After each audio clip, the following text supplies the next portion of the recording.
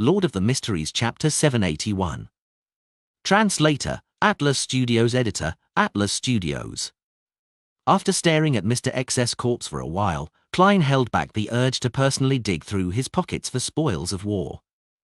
He made Wraith Senior take 2 steps and retrieve the ruby ring. This way, even if Mr. X carried an item with unimaginable negative effects, it would be endured by the marionette and not affect himself. After some careful inspecting, Senior held the ruby ring, £48 in cash, and an ordinary pipe filled with tobacco and walked back. That's all? An Oracle of the Aurora Order only has this much? Klein was rather surprised at this scene as he nearly cursed Pauper at him. Soon, he recovered his calm and used his reasoning to convince himself that such a situation was very reasonable. Mr. X is a traveler. He can record the beyond powers of others. He's considered an all-rounder. Even if such a powerhouse were to have other mystical items, he would tend to record them and not carry them around. This way, he could enjoy the benefits of the powers without suffering from the negative effects. That can prevent himself from killing himself. Using this line of thought, the effects of this ring was likely to be passive or triggered. With this in mind, Klein nodded gently. He made Senior carry Mr. X's cracked and sticky head, possess him, and return above the grey fog. Sitting behind the fool seat, he was no longer afraid of anything. He directly took the ruby ring and used the method of divination in order to determine the actual effects of the mystical item. Its name is Flower of Blood. It allows the wearer to control their body at a deeper level. As long as they don't suffer from instant death or are completely purified, hence, losing the ability to control it, they will be able to slowly recover. This is equivalent to an instinct, a passive effect. From the looks of it, my choice of delivering a lethal strike with Death Knell was the correct one. If I hadn't used all my might, Mr. X might not have actually died. He would then be able to use the extreme pain to awaken himself and escape the control of a marionettist. He had also considered his weakness of being more of a spellcaster and having a body that was insufficient in strength. This ring has flesh magic to a certain degree. It's quite useful. As Klein held the ruby ring, he rapped the edge of the mottled table and muttered silently. He then began probing the Flower of Blood's negative effects. Nearly a minute later, Klein opened his eyes and left the dream. "Oh, come on. This?" he muttered as he wore a twisted look. With dream divination, he had interpreted the Flower of Blood's negative effects. It involved randomly making the wearer lose all rationale and the ability to think. Great. This is in line with the true creator. Klein couldn't help but grind his teeth. A negative effect that was completely random meant that the Flower of Blood had no way to be used. Thinking back to the scene from before, Klein muttered to himself in an amused and peeved manner, Mr. X actually dared to wear such a ring. That's right, people who change their faith to the true creator often don't have any facility to think. In that case, wearing such a ring wouldn't make them worse. Losing rationale isn't losing reason. It wouldn't be as bad as suddenly hurting others. But clearly, he would be very rigid and foolish, acting only on instinct. Phew. Klein heaved a sigh of relief. He decided to throw the Flower of Blood into the junk pile and not vex over it. From his point of view, it was a piece of crap that he couldn't use, nor was anyone willing to buy it unless he sold it to the Aurora Order. However, that would only make the true creator very happy. At that moment, he caught sight of Admiral of Blood Senior, who was standing beside him through the corner of his eye. Klein's heart stirred as he clapped. Why didn't I think of that? I might not be able to use it, but I can let my marionette use it. After all, he's dead and he follows all my instructions.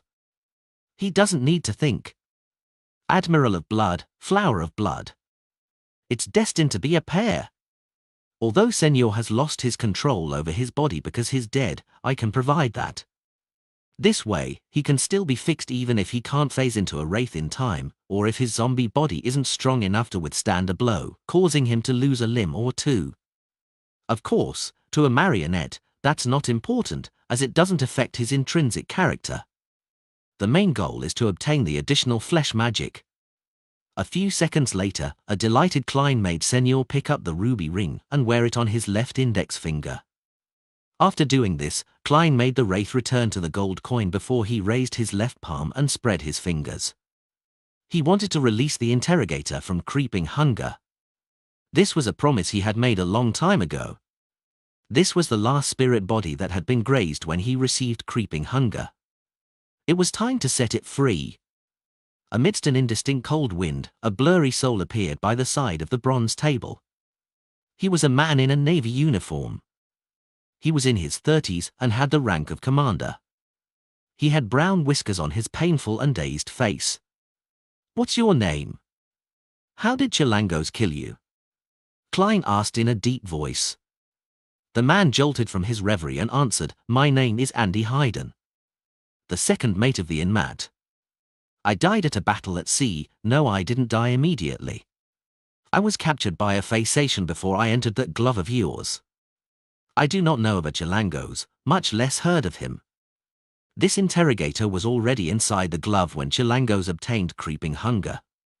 As psychic piercing is very useful, he didn't switch it. "I wonder who the previous owner of creeping hunger was?"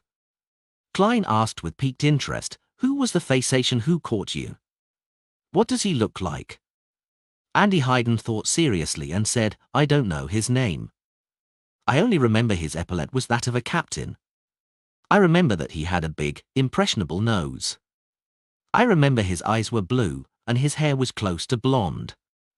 He was almost 2 meters tall. Such people from Faysac are common, other than his identity as a captain." Klein considered for a moment and said, "Which year did you die?" "GTT the latest novels at n.o/v/e/l/bin.com. Andy Hayden's figure slowly dissipated away, and finally, it said, 1338. "That's 12 years ago. Vice Admiral Hurricane Chilangos got famous less than 10 years ago. That captain might already be an admiral." Klein gently nodded and discovered that he had failed to ask if Andy Hayden had any last wishes. Forget it, setting him free is already a good deed. Klein quickly threw the matter to the back of his mind as he conjured the World German Sparrow. "Please inform Miss Magician that Mr. X, Louis Veen, is dead. Please get her to take receipt of the item and the spellbook. I'll request it from her when I need it again." An endless grey fog filled Force's eyes as the World German Sparrow's words emotionlessly rang in her ears. Although she was already prepared for this piece of news, she still found it unbelievable and unacceptable. He really succeeded? That storm in East Borough was created by him? Force held down the upheavals in her heart. Taking advantage of the silent night, she set up a bestowment ritual in her bedroom. Before long, the candlelight and spirituality items created an illusory door. 2 items flew out and landed gently on the table. When Force took a careful look, she nearly screamed as she hurriedly covered her mouth. She took 2 steps back and kept close to the wall of spirituality. One of the 2 items was her Lemano's travels, while the other item was a hideous head covered in cracks. It was stained with blood as if they had pieced together, as it seemed to shimmer with what appeared like reflected light on glass. As a graduate of med school and having worked as a doctor at a well-known clinic, Force had seen her fair share of corpses, but never had she seen such a disgusting, creepy, and terrifying head. After composing herself, Force looked at the head again, identifying it to be Louis Veen's. She carefully used astromancy to make a final confirmation.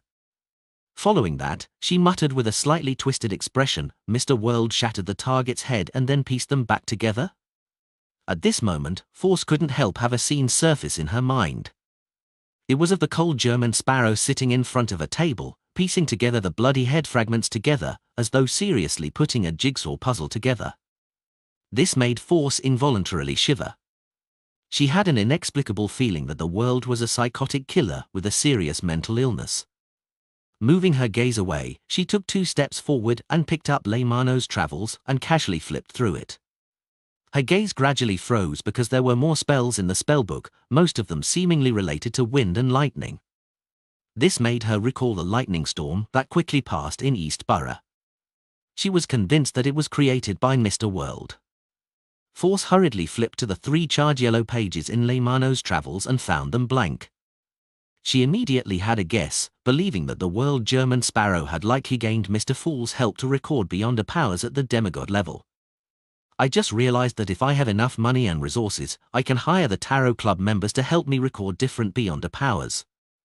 This way, Leymano's travels will become extremely powerful, but I don't have the money or resources. I can request for a reward from teacher this time. I can say that I paid quite a price to help seek revenge for him. Force thought and first thanked Mr. Fool before asking him to pass on the message to the world. I'm very sorry that my payment isn't proportionate to the difficulty of the mission. After I receive a reward, I'll provide compensation. After the prayer, Force ended the ritual and hurriedly hid the head. If Zio discovers this, she'll definitely imagine a horror story. After she was done, Force clapped her hands as she thought leisurely. When Force replied, Klein had already returned to the real world. All he heard was a vague female's voice. But even so, he couldn't help the fear and horror he felt. This was because Death Knell had given him an additional weakness, the fear of women. Lord of the Mysteries Chapter 782. Translator, Atlas Studios. Editor, Atlas Studios. On Saturday morning, Klein, who was wearing pajamas, rubbed his head and got out of bed. He didn't sleep well, as different women would inevitably enter his dreams, scaring him awake. He needed to spend several seconds to calm his emotions before returning to sleep again. Thankfully, this weakness only lasts 6 hours, and there's no need for me to head out in the middle of the night. I didn't have to face the maids. Klein sighed as he pulled the rope beside his bed. Richardson, who had been waiting outside, immediately entered with the clothes his employer needed to wear. I've no idea what a road said. Richardson seems to try to avoid me when facing me. Was it the kind of ladies he mentioned he likes, and that it happens to also be at odds with how society views it? Klein happened to only hear the magic mirror mention the kind of women that Butler Walter liked when he rushed back. He wasn't sure what had happened prior to that. He didn't use dream divination to obtain the corresponding information, as he didn't feel that it was necessary. After all, with Richardson's personality, he wouldn't have the courage to take action no matter who he liked. It wouldn't have had any additional effects. After changing into his clothes, Klein headed to the second story and walked to the dining room. Walter was wearing white gloves as usual, waiting by the entrance. Most up-to-date novels are published on n0velbgn.co/m. Upon seeing Dwayne Dante's approach, he took a step forward and bowed politely. Good morning, sir. You have 2 lessons today. In the evening, you will be participating in the banquet at Mr. Portland Moment's place. Portland Moment lived at 100 Beauclund Street. He was a full-time professor at Backlund University's Department of Engineering, a fellow at the Lund Kingdom Imperial Science Institute. As he had discovered a few metal alloys, he had received the Light of Machinery Award, and he was just second to people like Tirani von Helmosuen in the world of academics. Furthermore, the few metal alloys were widely used in ship and steam engine construction. Just the licensing patent was enough to make him a tycoon with a wealth of hundreds of thousands of pounds. Upon hearing Walter, Klein casually glanced at him, realizing that he had some dark eye circles. His eye bags were a little puffy, making him look different from usual. It was as though he hadn't slept well the entire night. If not for a faceless powers, Dwayne Dante's would probably look the same. Klein retracted his gaze in pity and didn't speak further. As he nodded gently in response to Walter's greetings, he entered the dining hall. To be honest, Klein was rather impressed with him. He was able to hold back his fantasies and stop himself from approaching her to seek out pleasure, despite frequently meeting a demoness. All he did was have wet dreams that included the target when alone at night. One had to know that a demoness, especially one who was in the midst of or having passed the pleasure sequence, had a charm that far exceeded a beyondus effects towards males. Every action was filled with a charm that made any men who came close to them feel intoxicated and lost. It was like consuming opioids and gradually developing into something more serious, to the point of not being able to extricate oneself from the pleasure given by a demoness. Perhaps only gay men could effectively resist such charms. Of course, Klein suspected that gay men were not immune to it either. This was because one's mind and hormones would be affected, creating changes that originally didn't exist. Furthermore, a large number of demonesses were men to begin with. This lowered one's psychological resistance. And precisely because of this, even though he was a sequence 5 beyonder, Klein had to constantly maintain a high-strung state when facing demonesses like Trissy and Tracy. He was afraid that any mishap might cause him to be charmed.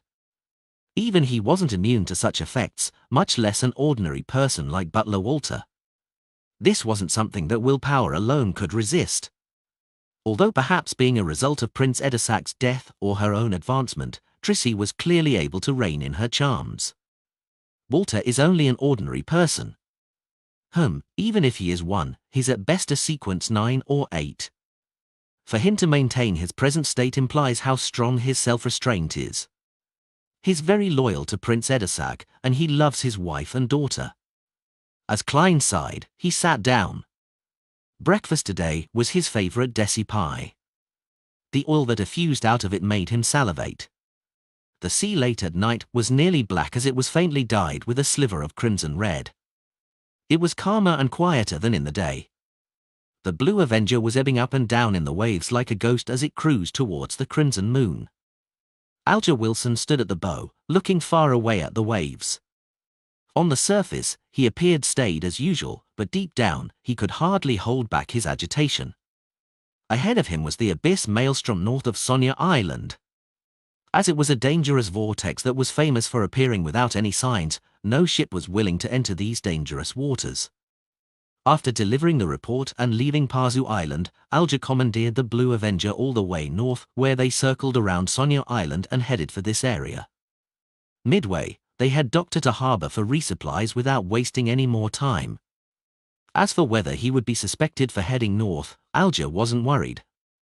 This was because the Church of Storms was happy to have its captains head north of the Sonia Sea and the Fog Sea in order to obtain intel on the Feysac Empire, Inti's Kingdom, Church of the Eternal Blazing Sun, and the Church of the God of Combat. Looking back at his ship, Alger walked deckside, took out a charm made of tin, held it in his palm, and chanted the incantation, Storm. A blue flame soared and devoured the charm. Alger suddenly sensed a baffling affinity with all the fish in the ocean beneath him. At that instant, both parties were able to communicate at the psyche level. The tin charm was one of the items he had obtained from his resupply at Pazu Island, allowing him to have an affinity with undersea creatures, providing a crude level of psychic communication with him. Amidst his thoughts, Alger didn't think of obtaining any intel. All he did was wait for the Blue Avenger to approach the Alger maelstrom and make a second attempt. Seconds turned into minutes as Alger, who had failed nearly 100 times, finally learned from a spindle-like fish about where Arbninsk's often appeared. If I didn't know that the target is near the Abyss Maelstrom, I would have long given up. It's really difficult to grasp any reliable information through a brute force search. Alger concluded as he touched his pocket. He had already used up most of his affinity charms, with only 5 left. I'll have to get another batch of them when I return. Others must not discover that I've expended all these. I heard the Ralsted Archipelago's resistance has plenty. Heh. As Alger was pondering, he changed the direction of the Blue Avenger for the spot he had just learned about. About an hour passed as the Blue Avenger stopped. Alger casually took out a sealed metal bottle. This was the sanguine anesthetic gas that he had spent £130 to buy from the moon. He had no doubt in regards to its effects because he had used one in the past. As the Blue Avenger was a ghost ship, it didn't need many people to man it at night. There was only one person every night who was in charge of watching the ship, preventing it from deliberately creating problems or cruising into dangerous waters. As the captain, Alger had arranged himself to be on duty that night without anyone noticing. After he was done with his preparations, he came to the door of the sailors, took out a metallic pipe, and opened the bottle. He released the gas into each room, without even sparing the storeroom which stored all kinds of sundry. It was in case certain members of the crew were playing cards in there instead of sleeping. After doing all of this, Alger, who wasn't in a rush to concoct the potion, brought the ingredients with him, changing into a diving suit that was made of shark skin. He leaped from the starboard and into the water without causing any splashes. Under the dark and calm waters, Alger's eyes gradually turned dark blue, allowing him to see his surroundings clearly. He breathed in the air within the water comfortably as he arrived in a pitch-black deep sea. Then, he used the affinity charm once again to communicate with the surrounding fish that were of different shapes and sizes. With the advice from the kind fish, Alger identified his bearings and swam as he asked, finally arriving at what seemed like an underwater volcano. The fish actually didn't know that an obelisk stayed here. They only knew that their own kind and a number of top deep sea hunters often disappeared in the vicinity. With his beyonder powers, Alger looked far ahead and saw the huge, black cave in the undersea volcano.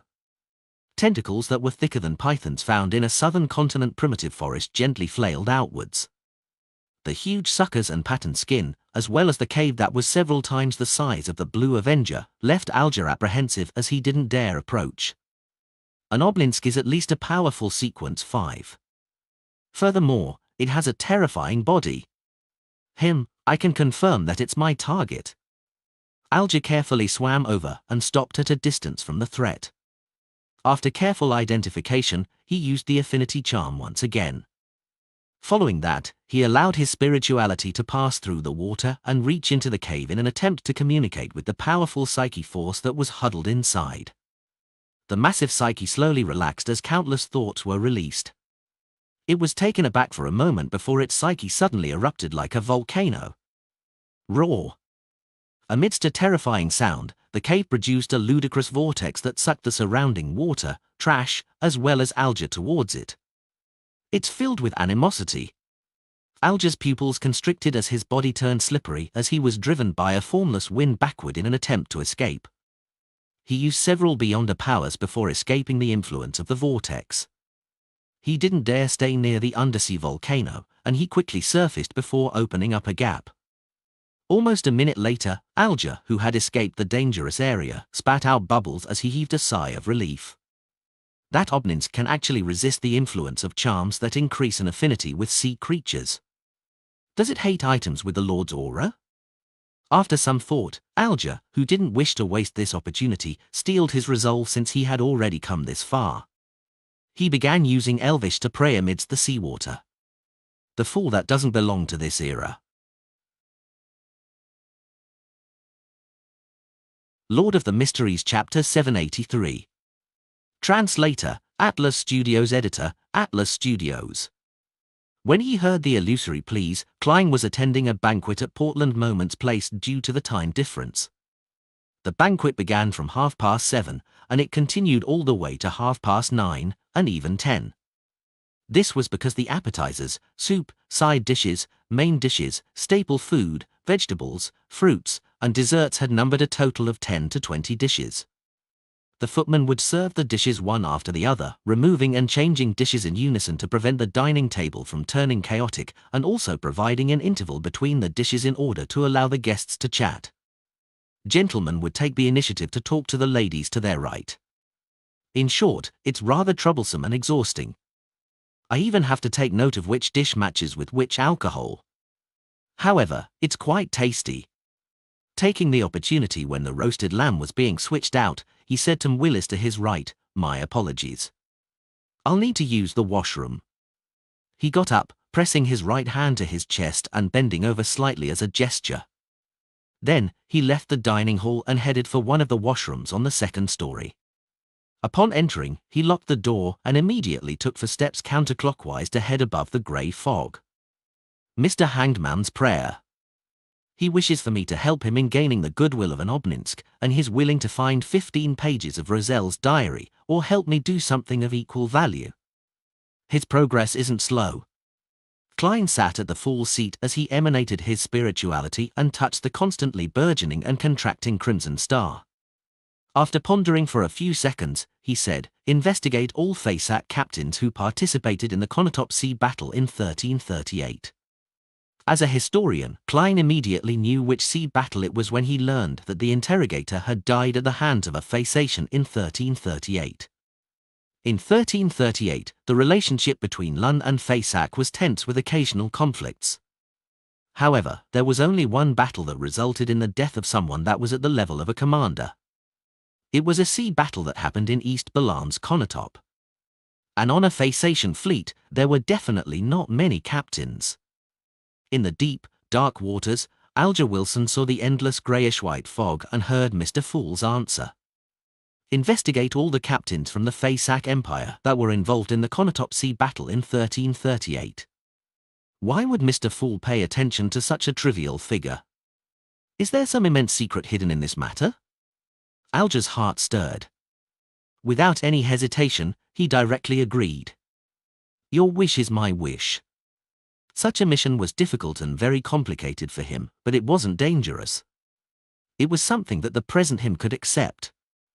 After the response, Alger heard Mr. Fool's deep voice once again. You can return to the target's vicinity. That's it? As expected of Mr. Fool. After he obtained the authority, he is more like a sea god than Calvetua. His might isn't limited to the Rorstad archipelago. Alger was delighted as he thanked the Fool solemnly. Then, bending his back and kicking his legs, he turned to head down, diving into the depths once more. In just minutes, he returned beside the undersea volcano and saw a turbulent flow in the gigantic dark cave as the tentacles were flailing and had yet to calm down. Although Alger trusted Mr. Fool in being sufficiently powerful and terrifying, an awakening ancient god, he instinctively became cautious when he saw that scene. He carefully inched forward. He suspected that the obelisk's flailing of its countless tentacles was a sign of welcoming him. And at this moment, above the grey fog, the sea god scepter-wielding Klein frowned slightly. It refuses to communicate with sea god, and it even hates the feeling, making it unwilling to show its goodwill, he muttered under his breath, exasperated. His influence on the surrounding waters through the Prai had failed. For some unknown reason, the obelisk strongly resisted beyond powers that promoted an affinity with sea creatures. Explore new novels on novelbin.com. Through the prayer scene, he could see the thick tentacles thrashing about, and he vaguely sensed that the target was infuriated. It was trying to rip apart all living beings that dared approach it. Mr. Hangman has gone over. He's going over? The corners of Klein's mouth twitched as he decided to switch his approach. He raised the sea god scepter a little higher, allowing the blue gems at the tip light up one after another, emitting a bright, blinding light. Right on the heels of that, he directed the violent aura of lightning storm over, casting it on the obelisk. The thick tentacles that thrashed about at the bottom of the sea suddenly froze before falling down. They clung close to the seabed as countless green points of lights appeared in the dark cave. Amidst a jarring rumbling sound, a terrifying monster that could devour a sailboat crawled out. Its patterned black body was massive and distorted. It had a total of 3 heads, and each head had more than a dozen eyes. All of them were emitting a green light. The monster then prostrated, appearing as obedient as a trained hound. Indeed, tricks are needed in communication. Klein nodded in satisfaction and once again used the Beyonder affinity powers to make the obelisk open the mouths of its 3 heads via a psychic connection. This made Alger instantly see 3 dark caves, each of them large enough to provide a sailboat passage inside. Praise be to Mr. Fool. Alger looked at the magnificent scene before him as he couldn't help but mutter inwardly. He didn't waste any time, and he chose the middle head by quickly swimming towards it. A spiraled and warped passage quickly appeared in Alger's vision as the walls were made of flesh. The width was comparable to the bow of the Blue Avenger. Whoosh! Water flowed into the passage, heading right for the deep depths. Alger took the opportunity to let his body go with the flow. Suddenly, he felt as though he was back as a sailor, engaging in combat amidst waves, groggy from being tossed around. It couldn't be sustained. By the time Alger used his Beyonder powers and got a hold of himself, he had already left the tunnel of flesh. He was in a dark, spacious world, with a sticky sensation by his feet. There was a putrid stench everywhere around him. In just a second, Alger realized that the liquid inside was corroding him. he hurriedly produced a water membrane as he made it swell into a transparent sphere. He knew that he was already inside the obelisk's stomach. Without any hesitation, he took out all the bottles he had long prepared and began concocting the potion. As the supplementary ingredients were thrown into the wide-mouthed metal bottle, they mixed into a dark blue liquid. Following that, Alger carefully threw in a jellyfish that enveloped azure blue seawater in its translucent membrane. The distant and ethereal singing grew in intensity before calming down. In the bottle, there wasn't any ripples or bubbles. The liquid was dark, just like the ocean before a storm. Alger calmed his mind, entered cogitation, and picked up the metal bottle before cleanly downing the ocean songster potion inside. The liquid was cold as it brought about a numbness that slid down his gullet and into his stomach. It then spread throughout his body cells at an unimaginable speed. At that instant, Alger vaguely heard countless voices. They came from all life at sea, but the obelisk's body blocked most of it, leaving a relatively screened-out version. Plop! Plop! Plop! Alger felt his heart beating violently as it spewed blood outwards. His spirituality and the sound waves began to remold his voice and soul.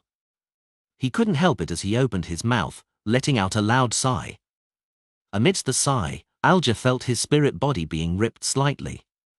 As the sound waves spread outwards, they first turned into mottled scales on his skin before pulling out long flesh tendrils that appeared like flailing tentacles.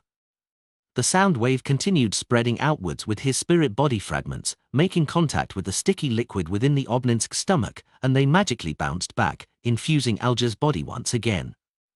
Alger, who was on the brink of losing control, instantly felt better as he seized the opportunity. Without any fear of embarrassing himself, he began singing loudly in a bid to vent the invisible sound waves that would blast his body apart. Rough, messy, off-tune singing filled with a metallic quality spread outwards, wave after wave, mixing with the numerous spirit body fragments before bouncing back on the obelisk's sticky stomach walls. In this process, Alger was like an ingredient being baked in sound waves as he was molded into form. Finally, he regained control of his body and he grasped his spreading spirituality. At last, Alger closed his eyes as a smile couldn't help but appear on his face. He had completed the first goal he had for all these years to advance to ocean songster. I'd gained superficial control of lightning, gaining a more all-round underwater mobility, as well as the ability to use singing to affect targets. The latter ability is different because of every person's uniqueness, producing different branching paths.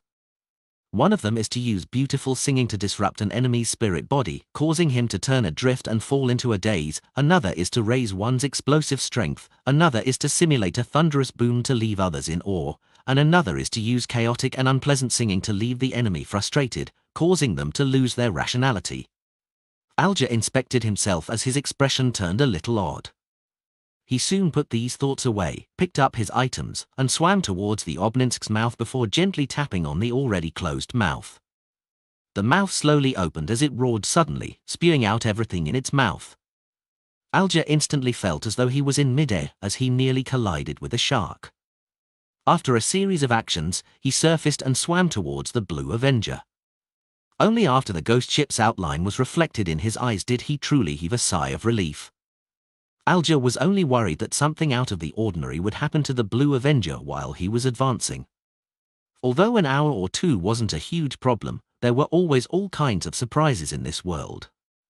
After receiving Mr. Hanged Man's gratitude again, Klein returned to the real world, washed, and dried his hands before leaving the washroom and walking towards the dining hall. As the fragrance of food inundated his olfactory senses once again, he slowly drew a breath as he returned to his seat with a smile. As he gestured to the guests, he sat down. At this point, it was already time for dessert. From the looks of it, I stayed too long in the washroom. I hope that after today there wouldn't be talks about Dwayne Dante's having constipation. Klein silently muttered to himself as he smiled at Willis to his right and said, "When I was young, I ate all kinds of strange food in the southern continent. One of them was called tennet tree plums. They taste like bland butter, just like these desserts." He euphemistically explained the reason for his delay by implying that he had weakened his stomach from his younger days. Lord of the Mysteries Chapter 784. Translator, Atlas Studios. Editor, Atlas Studios. Willis glanced at Dwayne Dantes and said with a smile, completely unfazed, "Your past and your experiences in Desi Bay and the southern continent are more interesting than any novel I've read. It makes me feel like having a similar experience of my own. Of course, they're just real-life stories that have been tweaked. It's all thanks to Anderson Hood, a hunter that goes everywhere." As Klein cast his gaze on a tiny butter cake, he chuckled. "It's because those are only the interesting ones. There are many that I'd rather not be reminded of." After that simple statement, he began enjoying the dessert. However, when Willis and the other ladies heard that, they were somehow reminded of a best-selling novel, A Man with a Story. To them, Dwayne Dantes was such a man. Although he looked like a placid lake, there was more deep down. Hidden there were more pleasant surprises and plenty of pain. The banquet ended 20 minutes to 10. A number of gentlemen and ladies went to the card room to play 2 hours of Texas Hold'em, while the remaining men headed for the activity room to have a chat. They didn't bar women from joining, but as it was inevitable for them to broach on sexual matters while smoking, no women joined them.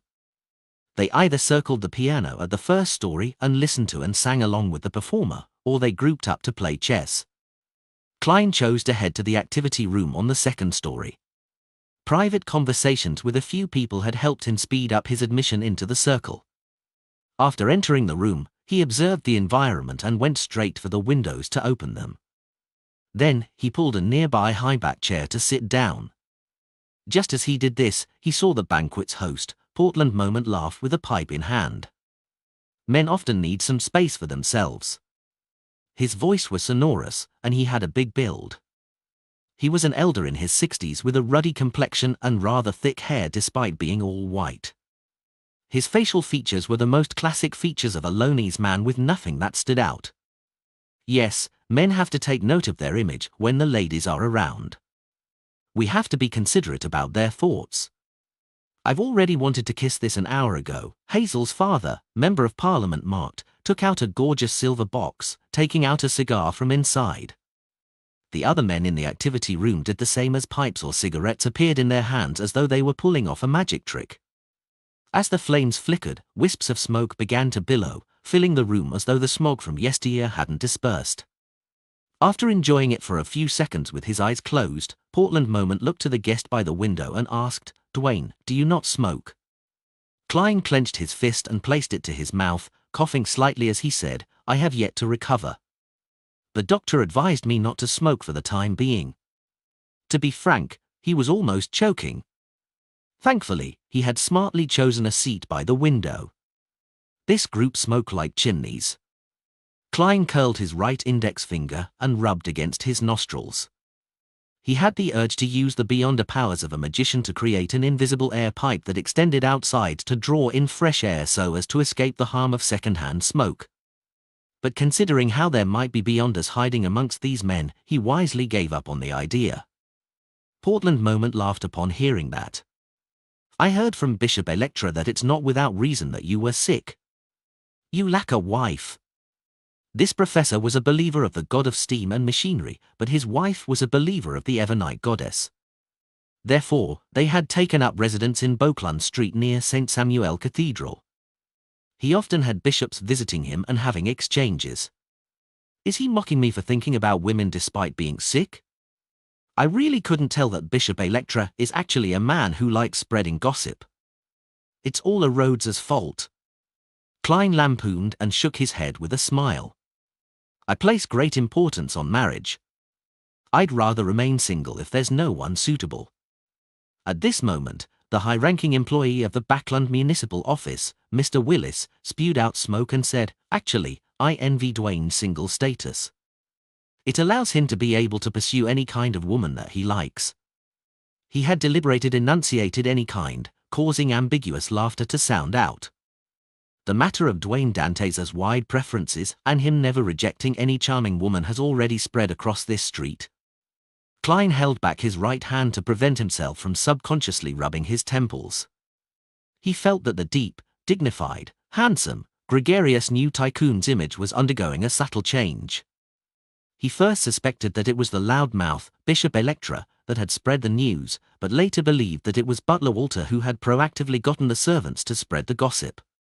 This was because a nearly flawless, charming gentleman would often be unknowingly ostracized by members of the same sex in a circle. But when a blemish surfaced, with a topic that could be used in jest, it made it easier for him to build closer ties. Klein wasn't angry about such treatment. Instead, he deliberately gave a wry smile in a rather gentlemanly manner. That's why I have difficulty choosing, causing me to remain single to this day. Harvar. Portland Moment and company laughed in unison. Member of Parliament Mark then said, "What you need is to be a little more decisive. A good marriage and a good family aids a man greatly." He stopped teasing him and gave serious advice. From the looks of it, no matter which world you're in, you can't escape the fate of being pressured into marriage. Klein nodded gently and glanced out the window, taking in the night scenery of Portland Moment's garden. At this moment, he saw a figure. It was Hazel Marked, who was dressed in a black-green gown, following a trail going deeper into the garden, pausing from time to time to look around as though she was looking for something. Wasn't this lady playing the piano just now? Why would she suddenly be in the garden? When Klein retracted his gaze, Hazel's figure was blocked by flowers. When guests attend banquets or balls, leaving the hall to head into the garden isn't something impolite. After all, it's a very stylish habit to take a stroll under the moon and take in the flowery aroma of the night winds. However, this often implies a rendezvous. GTT the latest novels at n.o/v/e/l/bin.com. Who's Hazel rendezvousing with? No, it doesn't seem like it. No one that came today is truly her equal. Although she doesn't appear as arrogant after the fright she suffered in the sewers, making her occasionally look depressed, she still seems to belittle ordinary people deep down. She's dealing with the negative effects of the mystical item? That doesn't make sense. Entering a lounge or the washroom would be better than the garden since there's more privacy. Furthermore, back at the ball held at her place, she also went to the third story and not the garden. Klein eliminated the various impossibilities and finally had a theory. From the way Hazel is trying to sense or find something, she seems to have noticed some abnormality and plans to observe and deal with it up close. Does this also mean that there's some paranormal activity happening in Professor Portland Moment's house? If that's true, this professor or someone in his family isn't simple at all. The bishops of the St. Samuel Cathedral haven't realized anything despite them visiting often. A marauder's senses and observation skills in certain areas definitely stand out. Klein didn't have any thoughts of intervening in the situation outside. After all, something that Hazel could sense was definitely nothing too dangerous. Besides, St. Samuel Cathedral was nearby. If there were any hidden secrets, no one would attempt to escalate matters and would instead try to lay low. At this moment, Marked finally calmed down from an untasteful joke and looked towards Portland Moment. "I heard you'll be leaving Backland University?" Professor Portland Moment sucked at his pipe and said, "That's right. The Higher Education Commission wishes that I become the Chancellor of the reorganized Backland University of Technology. Although a large amount of my wealth comes from metal alloys, what I'm best at is mechanical engineering. They've promised to build me a better laboratory there and also provide me with more funding. At my age, having more autonomy and helpers is more important." Mr. Willis echoed with a smile, and Backland University will have a full-time professor spot empty up. Those senior associate professors that have been waiting for decades can finally have a chance. In Lund's tertiary education system, full-time professors weren't just a title, but also a post. It was equivalent to a dean, so there was only one. Backland University of Technology. Klein smiled as he listened, keeping silent on matters he didn't know much about. In the garden, Hazel arrived in a dark and secluded corner. She had discovered that ants and other insects on the ground were gathering in an abnormal manner, and her spiritual perception felt that something was hidden here. This was innate to her sequence, and it had never failed in the past. Without any additional help, she could directly choose the precious items hidden among several sealed boxes. Of course, she wasn't able to distinguish what it was exactly.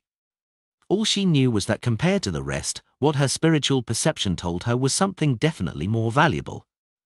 Just like Mr. Dwayne Dantes. He definitely has extremely precious items on him. Hazel curled the corners of her lips as she cast her gaze at the soil, which looked a little loose. She sensed that copious amounts of spirituality were gathered underneath, thus attracting insects and souls. It's not a human body. It's some spirituality-equipped materials that have been used. They should have been thrown away in batches, but they were instead buried together, causing unnecessary changes. Hazel's eyes turned darker as she interpreted the situation underground based on the unhidden spirituality traits and changes. She tipped her chin slightly and looked back at the building. She believed that Portland Moment's family had at least one person with extraordinary powers. And if this problem in the garden wasn't resolved, the nearby houses would have paranormal activity in the coming days. Hazel retracted her gaze, extended her left hand, and aimed it at the soil. With a gentle grip, she slowly twisted her wrist. The gathered spirituality vanished as though it had been stolen by someone.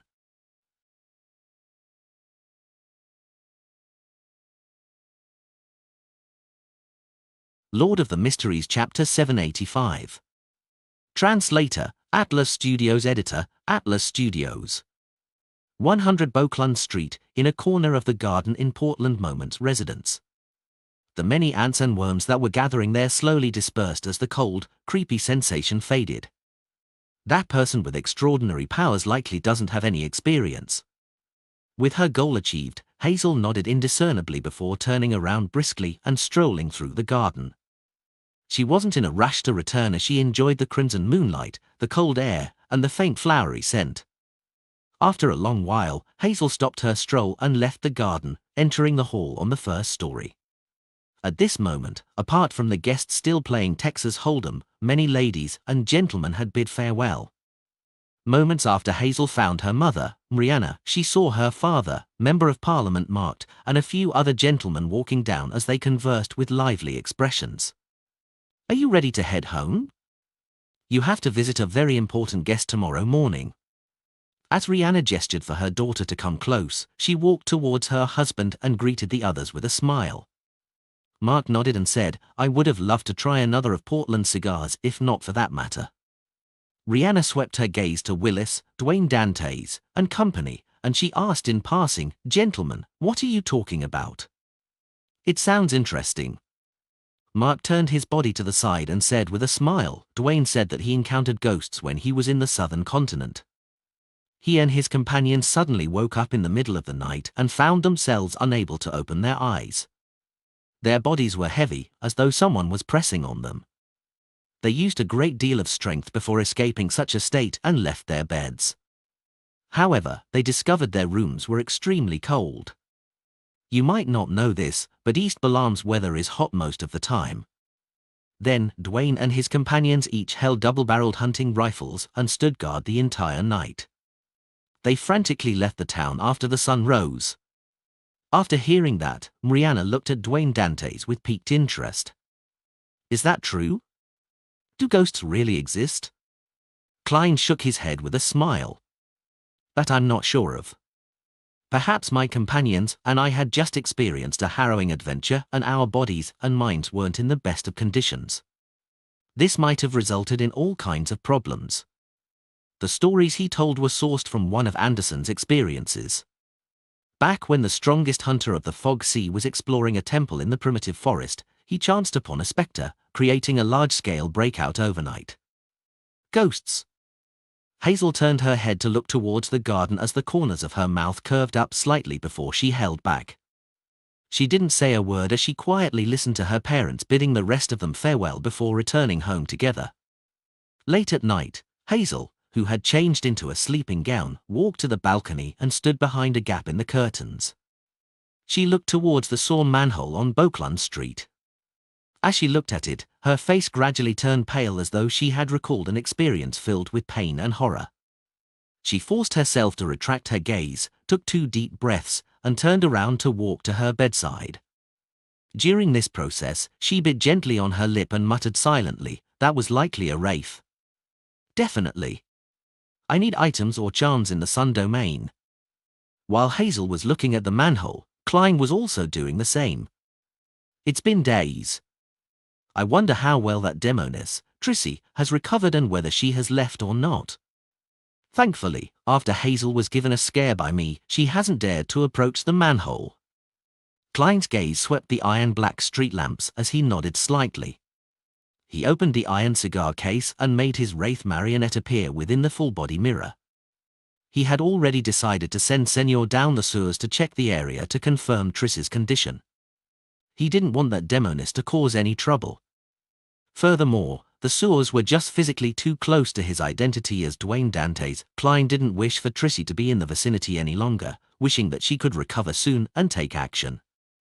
That would prompt her to leave Beauclun Street. Having Admiral of Blood Senor appear every once in a while would fulfill the character setting I previously created. It doesn't live nearby, and because the sewers contains a secret, it often wanders around in search of it. As Klein was thinking, he made the marionette in the ancient triangular hat leap onto the street lamp's surface before passing through the manhole cover in a wraith form, quickly approaching the hidden fork where Trissy hid herself at. Before reaching the dead end, Senor, who had night vision, could see that the area was empty. She's already recovered and left? Klein thought as he made the marionette continue forward, stopping at the spot where Trissy was previously sitting. He discovered that the place was tidied up. Not only was the ground not muddy and moist, even the moss on the walls and corner had vanished. There isn't any leftover food either. That fellow became a germaphobe after becoming a woman? No, perhaps he was like that to begin with. With Senor's vision, Klein surveyed the area and determined that either Trissy hadn't left, or she hadn't left for more than a day, otherwise, it was impossible to maintain the cleanliness of the place. Just as this thought flashed through his mind, light footsteps sounded into the wraith's ear. Under his control, Senor retraced his steps and wasn't surprised to see Trissy in her black dress. This demoness had her luscious black hair cascading down, unlike peers her age who had different hairstyles. It was simple and neat. Matched with her pale face that had just recovered some of its ruddiness, Trissy looked like a dreamy flower that was silently blooming in the night. As expected of a demoness. Thankfully, there's a marionette in between us, otherwise, I would just end up staring at her. Heh, a dead person won't be enticed. No matter how charming a demoness is, there's no way they can make the deceased climb out of a tomb like a zombie. Klein lampooned as he looked at Trissy, who had a blank expression but was secretly wary, having released the invisible threads. Where did you go? Trissy pricked up her brows and said, would you like to relieve yourself where you sleep? I thought a demoness wouldn't need to use the washroom. Klein gave a self-deprecating comment and made Senor chuckle. Are you referring to pissing and shitting? He had deliberately made the marionette say such words, as it matched Admiral of Blood's persona of a boorish pirate. Trissy indiscernibly frowned and said, is there anything else? Senor didn't continue on the topic as he said, you look like you've almost recovered. Trissy smiled. Not bad. I'll be leaving tomorrow. She paused as she slightly narrowed her slender eyes. To be frank, I doubt whether you're the real Admiral of Blood at times. Of course it's real. You should ask if he's alive or dead. With his interest piqued, Klein made Senor ask, why do you say that?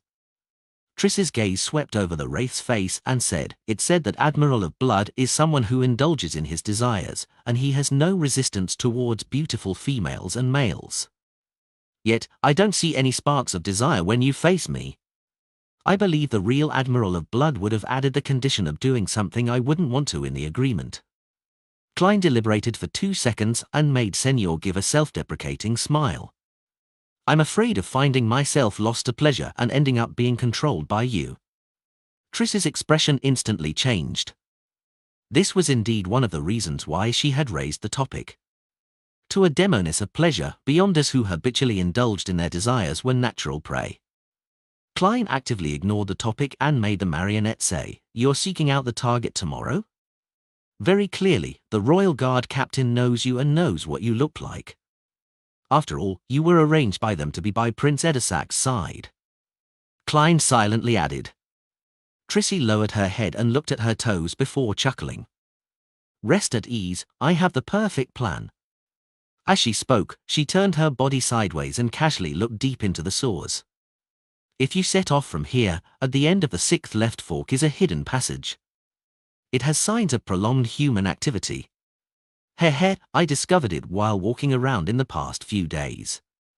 I believe it has something to do with that girl, right? It's also the reason why you're here? Hidden passage? Klein didn't confirm or deny it. He made Senor smile and say, "Did you discover anything?" Trissy shook her head. There was nothing at all.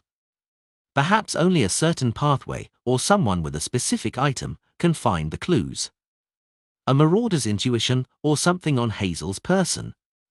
Klein didn't make Senor continue on the topic as he pressed his hand to his chest and bowed with a smile. Since you've recovered, I can be at ease. The moment he said that, he suddenly vanished. Trissy focused her eyes into a stare, but it was to no avail. Only when the invisible thread she had released was hid by a breeze did she retract her gaze, confirming that Admiral of Blood had really left. At that moment, Klein had brought the wraith back to the manhole without attempting to explore the spot which Trissy had mentioned. There were 3 reasons for his decision. First, it had exceeded 100 meters. Second, he suspected that he wouldn't find anything since he wasn't from the marauder pathway, nor did he have the corresponding items.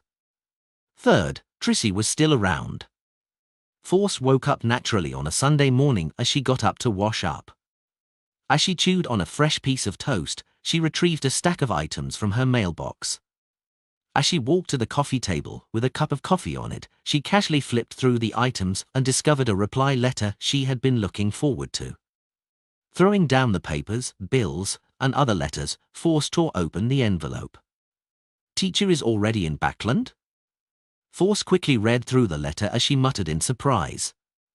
At the same time, she saw the toast in her mouth plunge to the ground. The most up-to-date novels are published on n0velbgn.co/m.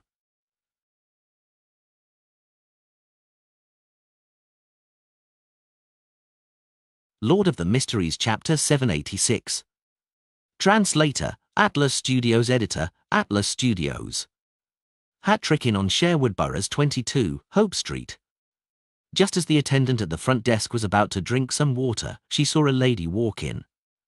The lady was about 1.65 meters tall, and she wore a light-colored dress with frilly sides. Her brown curly hair cascaded down as she wore colored glasses. She looked casual, just like someone who had just returned from Desi Bay. She held a dark brown leather suitcase as she unhurriedly walked to the front desk. A lady with extraordinary disposition. Her attire is nice. How I wish I could see what she looks like without her glasses. As a female, the attendant habitually sized up her clothes and accessories. She then heard the lady say in a languid tone, "1 night. A single room. 2 soldi and 8 pence. The attendant gave her the room rate for the day and directly asked, "Do you have any identification documents?" She wasn't too adamant about registering her identity because the inn had no means of confirming the authenticity of the documents. "Yes." The lady put down her dark brown suitcase and took out an identification document from her handbag before passing it to her. "Margaret Taylor," the attendant muttered as she registered her before finding a bunch of keys. "Room 2012. "Thank you." The lady in fashionable attire received the keys, carried the dark brown suitcase, and walked towards the staircase. At this moment, an attendant in a red vest came over. He bowed and asked, "How may I help you?"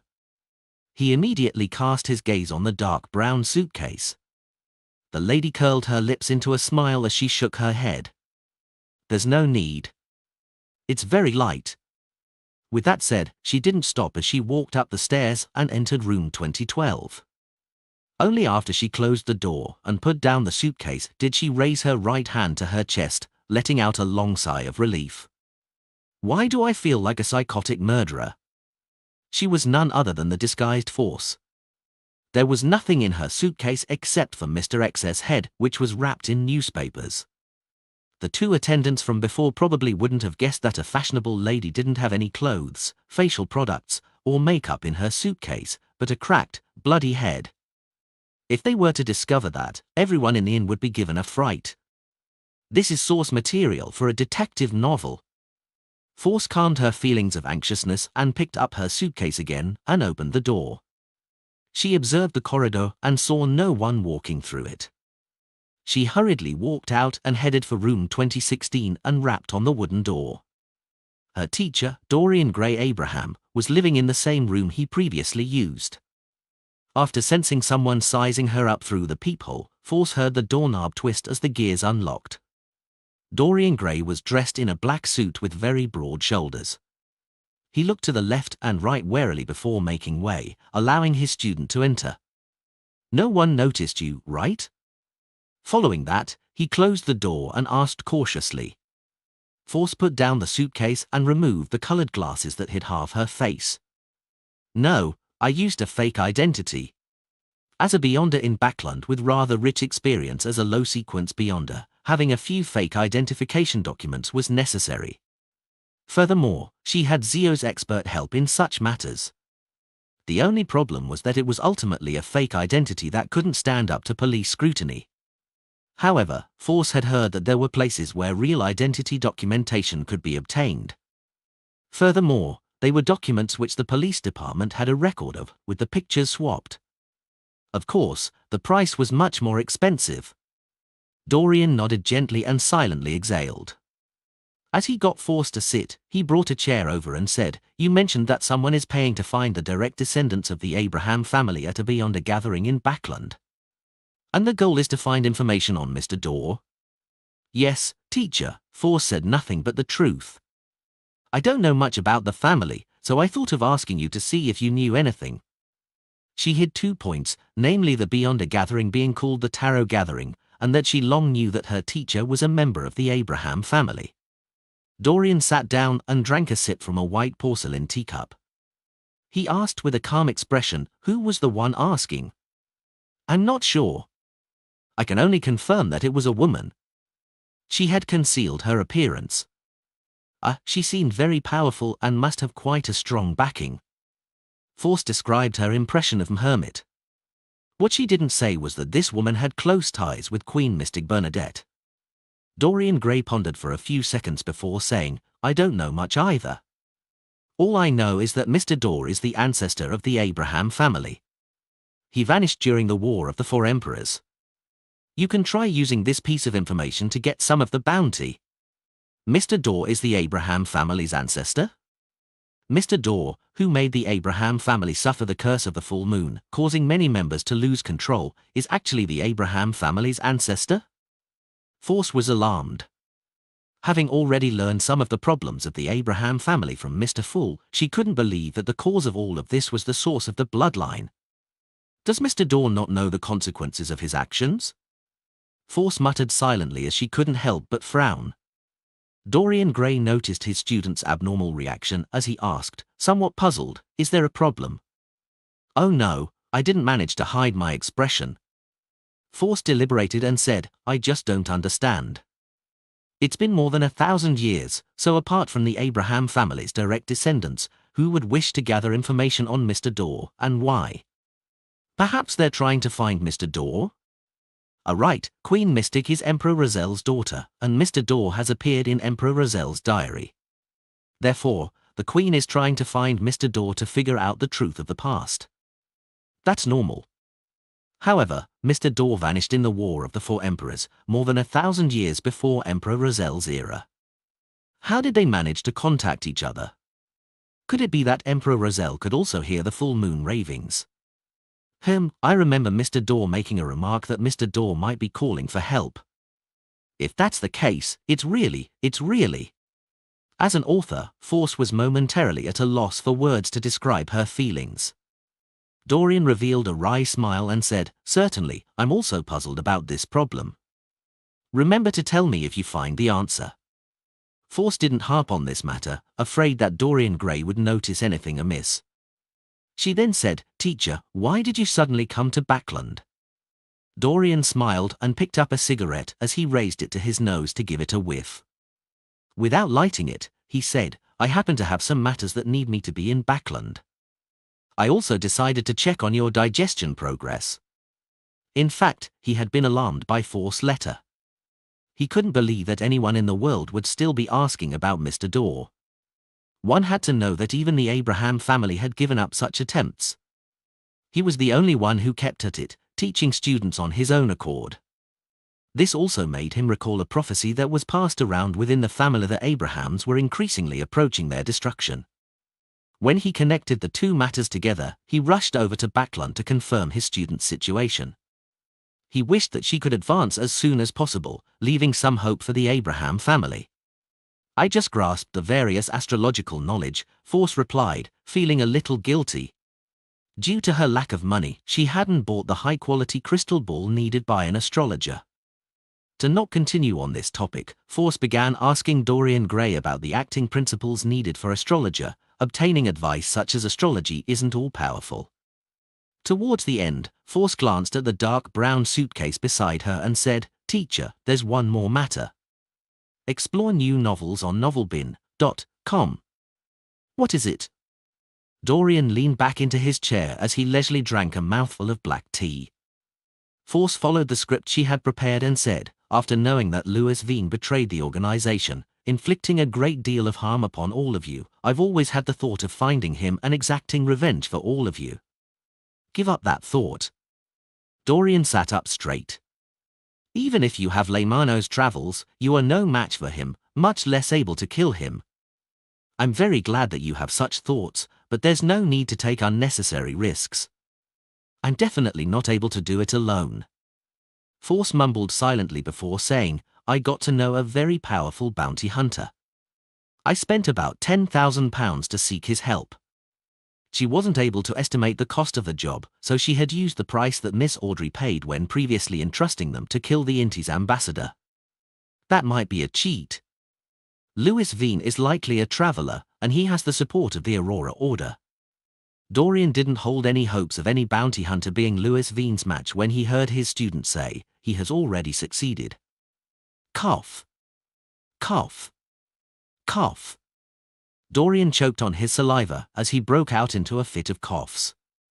He dropped the teacup to the ground, but it bounced up like magic, firmly landing on the coffee table. "He has given me Louis Veen's head." Force held up the dark brown suitcase and opened it, taking out the spherical object which was wrapped in newspapers. With the newspapers unfolded bit by bit, Dorian saw that face he would never forget.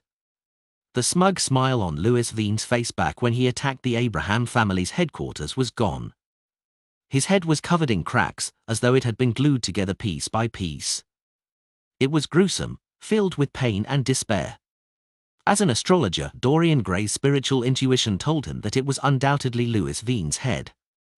"Good, very good," Dorian muttered in excitement before looking up at his student.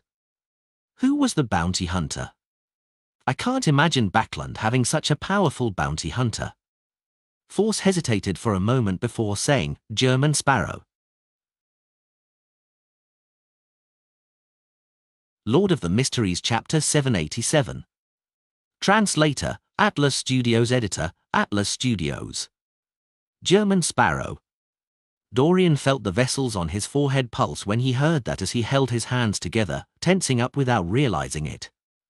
Situated in Pritz Harbor, he inevitably learned of the various news at sea, both actively and passively, knowing far more than the residents in Backlund who relied on the newspapers. In recent months, he often heard from different channels of information about German Sparrow. From killing Steel Mavetti to severely injuring Vice Admiral Ailment Tracy, to successfully hunting Admiral of Blood Senior, all these stories were colored with mania. He left the sea and came to Backlund? He hasn't changed his trait of craziness. Dorian held back the horror and wariness that subconsciously rose in his heart as he looked at his student and said in a deep voice, "It's best that you minimize your communication with that bounty hunter. He's bound to get into big trouble one day, and it wouldn't take long for that to happen. Teacher is indeed experienced and has great acumen." He instantly saw through Mr. World's intrinsic nature. "Unfortunately, I'm already a member of the Tarot Club, so it's impossible not to communicate with him." Force adjusted her state of mind and sincerely nodded. "Yes, teacher." Dorian composed himself and once again looked at his former student and current enemy, Louis Veen.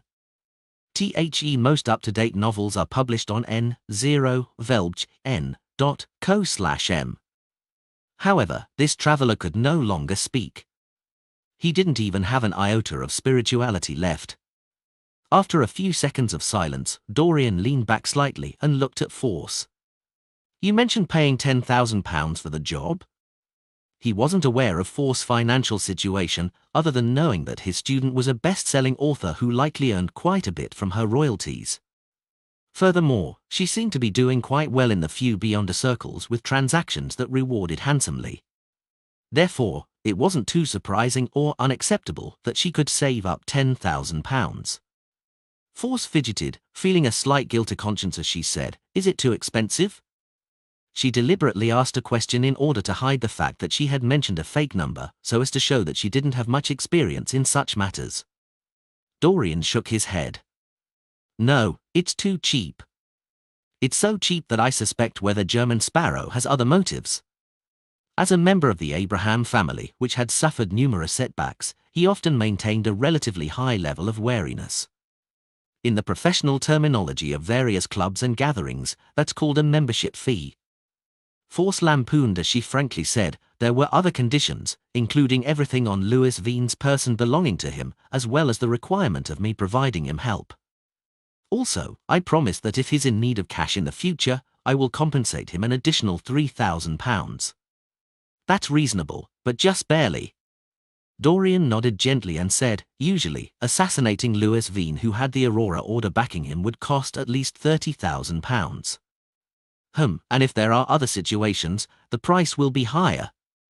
Back then, Mr. World had used demigod powers recorded in Leymano's travels.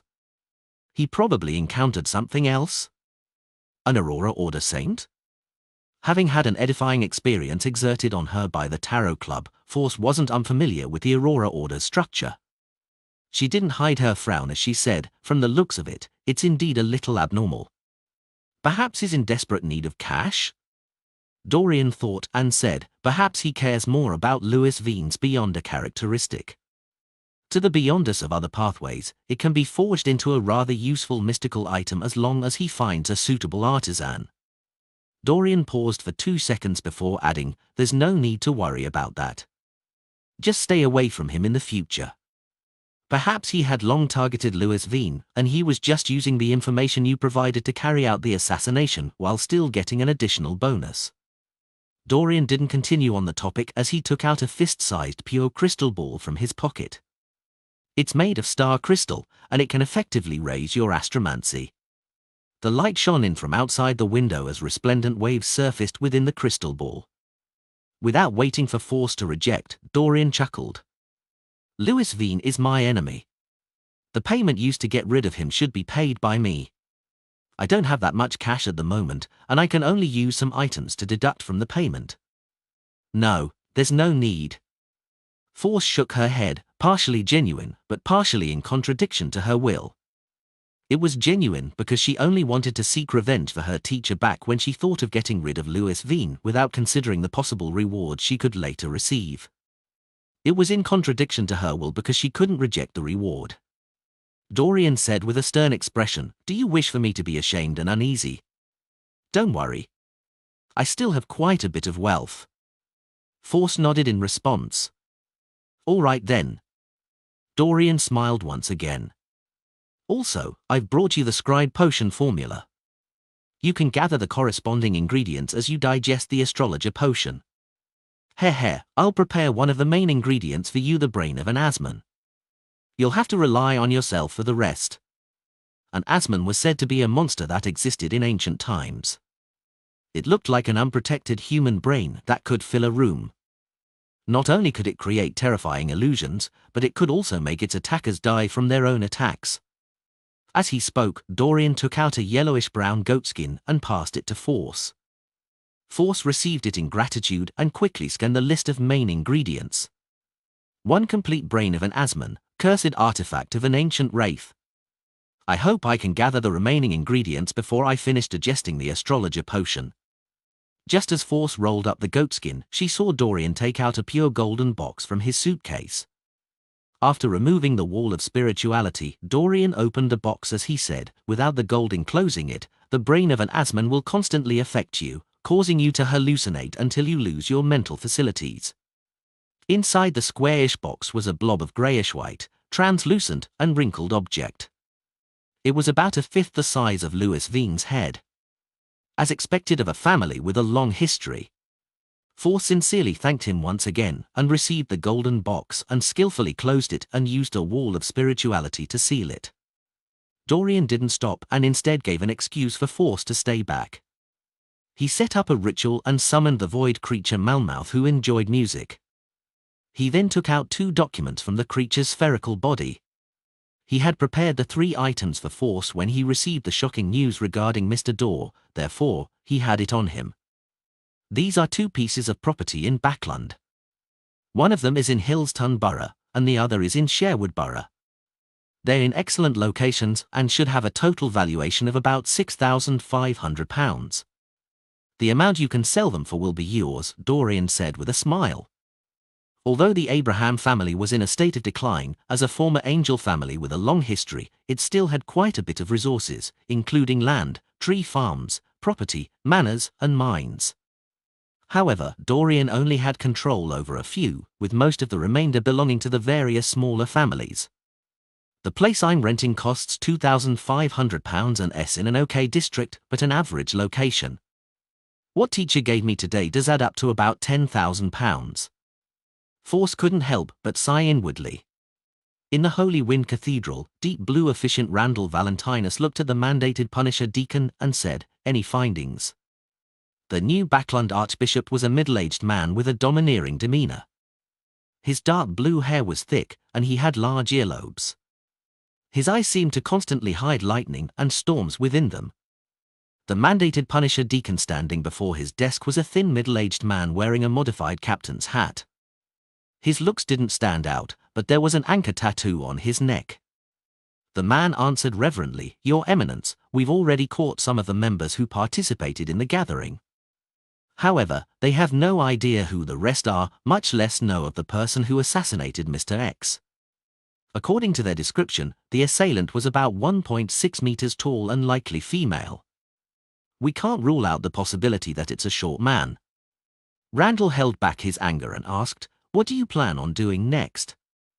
"As we are temporarily unable to know who Mr. X invited to the gathering, and 1.6-meter tall women are common, our plan is to relax our stance on the surface as we target a few suspicious targets and convert those we've caught into informants. Without us exerting any danger, those bunch of lunatics from the Aurora Order will definitely seek out the murderer themselves in order to avenge Mr. X. They'll likely do a carpet search, and this way, not only will we find the assassin, but we can also discover more clues to the Aurora Order," the thin middle-aged man explained in detail. Randall nodded in thought and said, "Roy, when taking action, remember to apply for a Grade 1 sealed artifact. The situation is clear that the Aurora Order has at least a saint in Backland.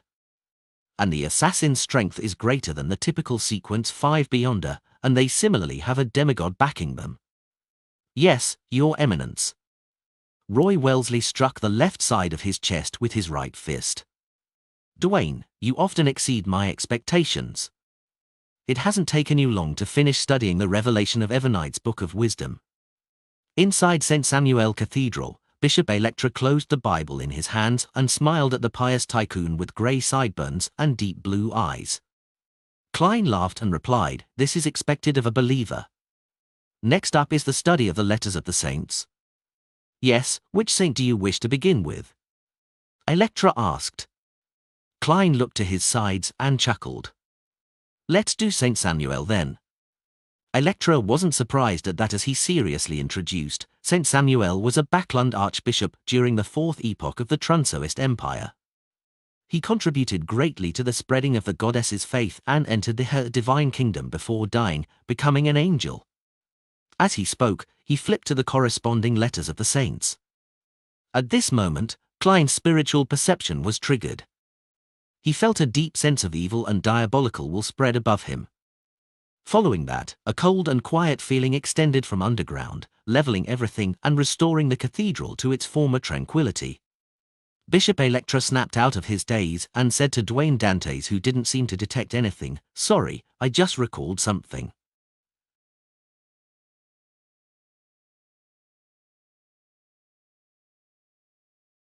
Lord of the Mysteries Chapter 788.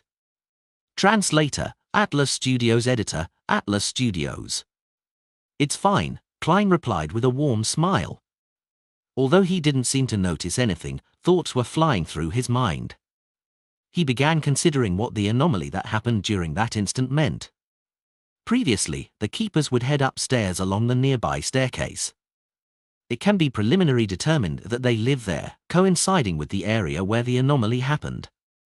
The keepers aren't in the best of conditions, so the chances of them losing control are greater than ordinary beyonders, causing them to suddenly release a sense of an evil and diabolical will. And this was suppressed and quelled by the core seal deep behind Channy's gate? If that's the case, there are two possibilities. 1. The core seal behind Channy's gate can sense all the anomalies in St. Samuel Cathedral, and then react instinctively. Second, during the keeper's watch over the years, they are constantly corroded by the core seal's powers. In a certain sense, they are a part of it, or they bear the weight of the corresponding traits. Once any abnormalities happen, their bodies will immediately intervene.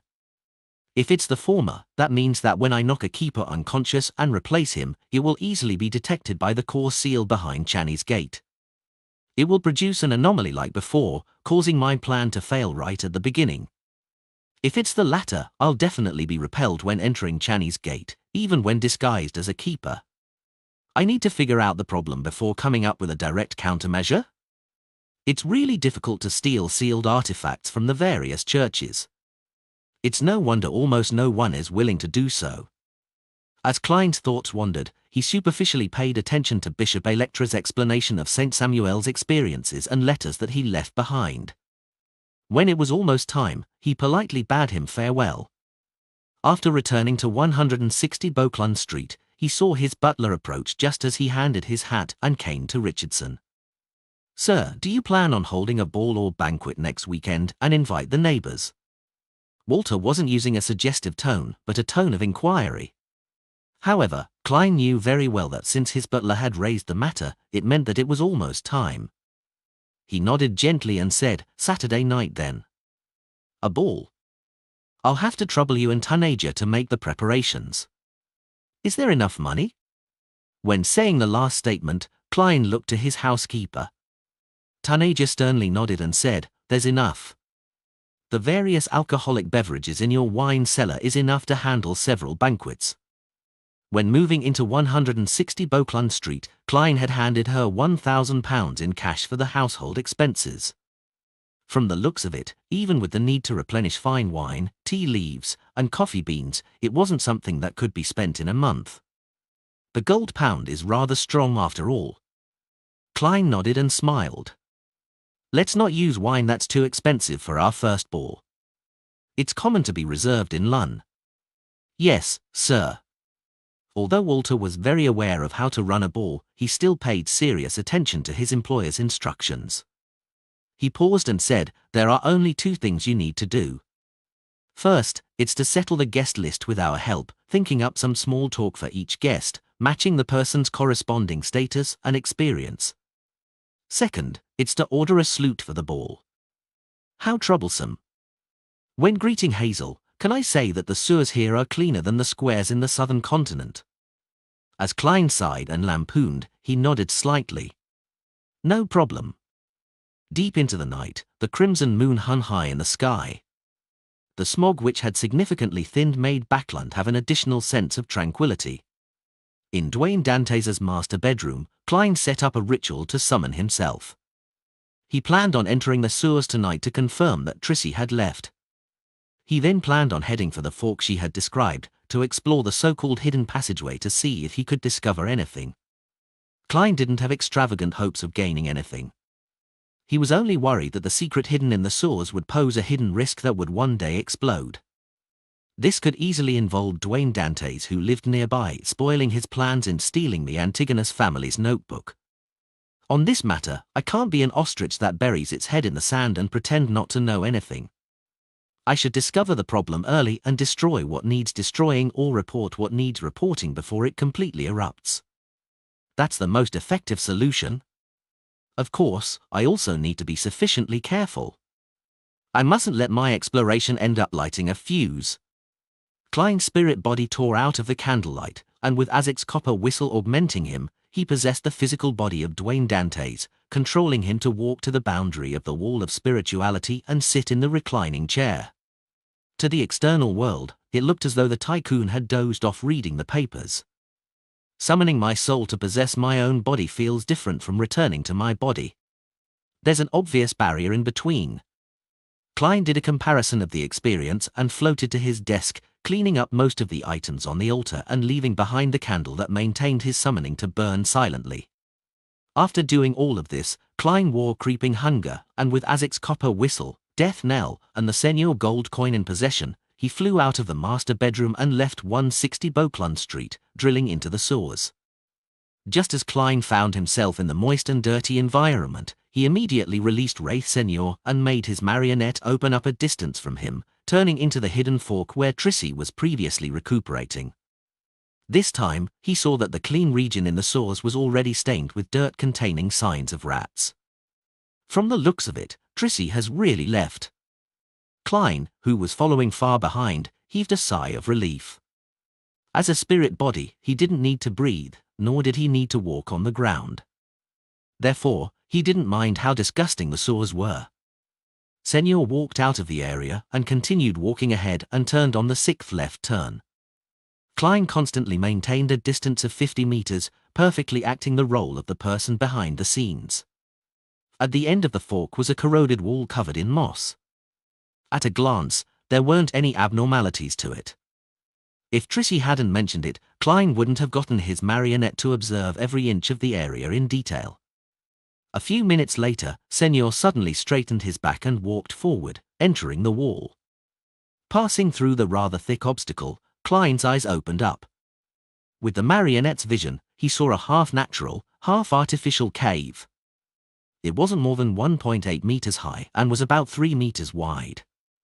The ground was littered with tools like shovels which were wrapped in oilskin and large piles of mud and rubble. Right up ahead were 2 hidden passageways that extended downwards. The left one was about 5 to 6 meters deep, while the one on the right was nearly 10 meters deep. However, nothing seemed to have existed in them, as though they were still being excavated. This was dug up by Hazel? In the day, she's an arrogant lady of high society, and at night, she's an excavator in the sewers. Furthermore, she's moving the dirt and rubble one pail at a time. She was loitering around to find the exact spot, and digging was the subsequent step. That wall must have been a secret door. Klein hid himself at the fork's entrance as he made Senior scrutinize the area. Following that, he made the Wraith enter the left passage until he reached a completely sealed-off area. Senior's figure slowly turned faint as it turned incorporeal. In this state, he passed through the soil and explored deeper. But even when reaching the 100-meter limit, he didn't discover anything of use. All he saw were ordinary insects and worms. Most up-to-date novels are published on n0velg.n.co/m.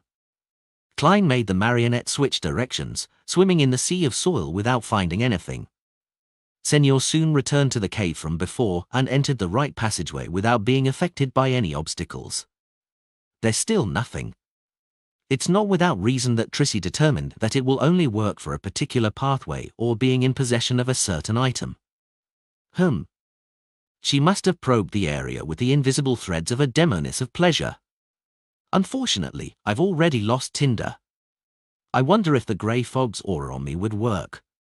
It seems to strongly attract beyond us from the Marauder pathway. Klein silently commented and, using his spirit body state, planned on personally visiting the 2 hidden passageways that Hazel had dug up. However, he curbed his desire because he was now a marionettist. Doing it personally in situations that didn't require it was in violation of the acting principles. It's fine even if I don't use the grey fog's aura.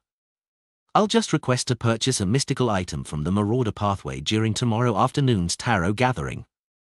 It doesn't need to be too expensive. It can just correspond to sequence 8 or 9. That badge from Lenevis is only a signal receiver, not an item of this pathway. While not aware of the exact situation of what's hiding inside, rashly using my spirit body to explore it might result in me attracting a high-sequence monster. Being careful and cautious will forever be a condition for myself. Klein slowly heaved a sigh of relief and retrieved Wraith Senior. He wasn't worried that Hazel would continue coming in the near future. Any person with normal intelligence wouldn't continue coming unless they had the means to deal with the situation from before. Ignoring how Hazel hasn't had any contact with Beyond the Circles, even if she has, getting an item from the Sun domain isn't simple. After all, Backland is the territory of the Church of Storms. I do have something that I don't use often. Can I find an opportunity to sell it to her and then let her use it to harm my marionette? Klein jeered at himself before shaking his head with a laugh. He ended the summoning and returned above the grey fog, vanishing from the soars. On Monday morning, the bright sunlight tore through the thin clouds, shining onto every corner of Backland. Emlyn White pulled down on his silk top hat. As he left the carriage and walked to the Harvest Church, he squinted his eyes and mumbled, "What terrible weather. Backland's worst season is coming soon." He was just about to step onto the stairs when he saw a paperboy approach him, handing him a copy of the Tussock Times. "Sir, today's morning papers." Emlyn wanted to reject it when he discovered a small slip clasped in the middle of the boy's fingers. Emlyn maintained his countenance as he took out a penny and passed it to the boy, receiving the copy of the Tussock Times and the slip. Before entering the Harvest Church, he quickly spread it open and scanned it. "There are clues to the people you are looking for. Please come to the Bravehearts Bar." Lord of the Mysteries Chapter 789. Translator, Atlas Studios. Editor, Atlas Studios. 9:30 a.m., Backland Bridge area, Iron Gate Street, Bravehearts Bar. Emlyn White stood rooted to his spot after he got down from the carriage. He stared ahead in a daze, nearly forgetting to avoid the sunlight. At that moment, the bar's main door was shut with no signs of it opening. As a sanguine who seldom left his home and only went to places like bars at night, Emlyn never expected the bar to be closed in the morning. He had left the Harvest Church in a rush via the transportation system after seeing the paper slip, hoping to obtain any first-hand intelligence. To save time, he even tolerated the cramped environment and stench of the metro. At that moment, Emlyn was somewhat peeved, but he knew that he had made the mistake. All he could do was pull a face and circle around Iron Gate Street to not waste his trip. Just as he was about to approach a rental carriage that stood along the street, he caught sight of a familiar figure from the corner of his eye. The person was wearing a brown rounded top hat and an old coat while carrying a ragged haversack. He was none other than Ian, the underground arms dealer and intelligence merchant. I have quite good intuition. I knew he would appear early." Emlyn was delighted as he stuffed his hands into his pockets and leisurely walked over, blocking Ian's way as he chuckled. "Good morning." Ian looked up and glanced at the handsome man before him, replying in puzzlement, "Good morning, Mr. White. You should have come in the evening." "It seems to be a suitable time now," Emlyn said with a smile, clearly in a good mood. "Ian, why do you always wear the same clothes and outfit every time I see you?" Ian answered without minding the question. "This can make me appear more mature while allowing me to keep a low profile. Of course, the main reason is that I lack money." The final sentence was added with a joking tone. "I look forward to your attire in summer," Emlyn said with a scoff. "I'll take off my coat." As Ian spoke, he took out 2 pieces of paper from his ragged haversack. They were the bounty notices that Emlyn had previously given him. Someone in East Borough saw this person. He handed over one of the papers to Emlyn, and on it was the name, Argos. Realizing that there really were clues to the primordial moon believers, Emlyn asked in delight, "Where is he?" Ian didn't reply as he looked at him with a silent smile. Experienced, Emlyn immediately took out his wallet and gave £150 to Ian. "That's your reward." Ian smiled and said, "There's still another half to go."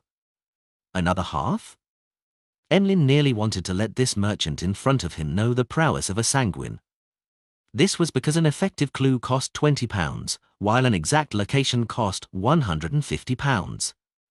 However, he quickly read between the lines as he asked in pleasant surprise, "Another one was found?" "Yes."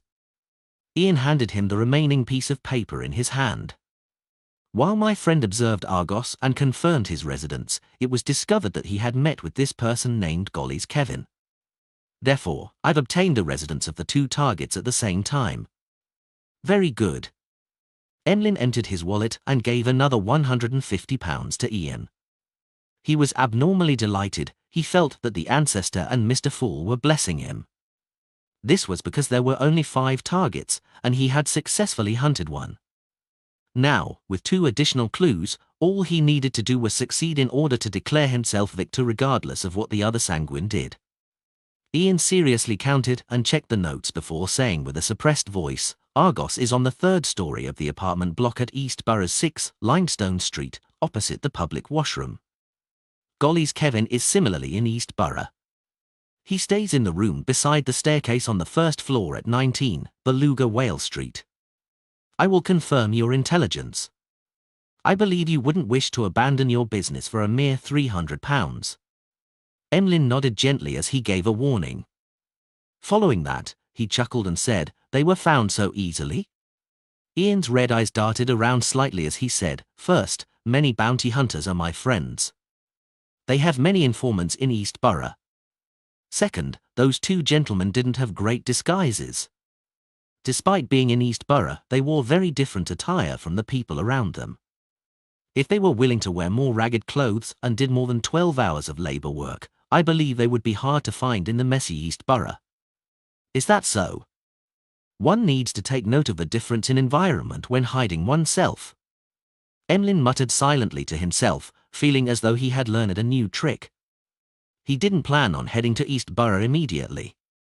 This was because even if he took action in the day, it would be very difficult to escape without causing a commotion. It was a rather dangerous act in Backland, as it meant that the mandated punishers or nighthawks might come knocking at the door just after he sneaked back home. Emlyn planned on verifying the situation and taking action between 8 to 9 in the evening after the tarot gathering. The primordial moon believer from before was quite strong. These 2 likely aren't weaker. Although I have confidence, it feels unsafe only relying on myself. As Emlyn considered the problem, he waved his hand and bade Ian farewell. He rode on a rental carriage, heading back for the south side of the bridge. Eastchester County, Stowen City. Audrey stood behind a railing, watching the servants placing the items that had been brought from the family castle in suitable spots. The scene was bustling but orderly. "I'll send someone to associate Professor Michel later and tell him that I'll be paying a visit to the Relic Search and Preservation Foundation. I hope that they've obtained some items that have been tainted with beyonder effects." As Audrey's mind wandered, she couldn't help but smile.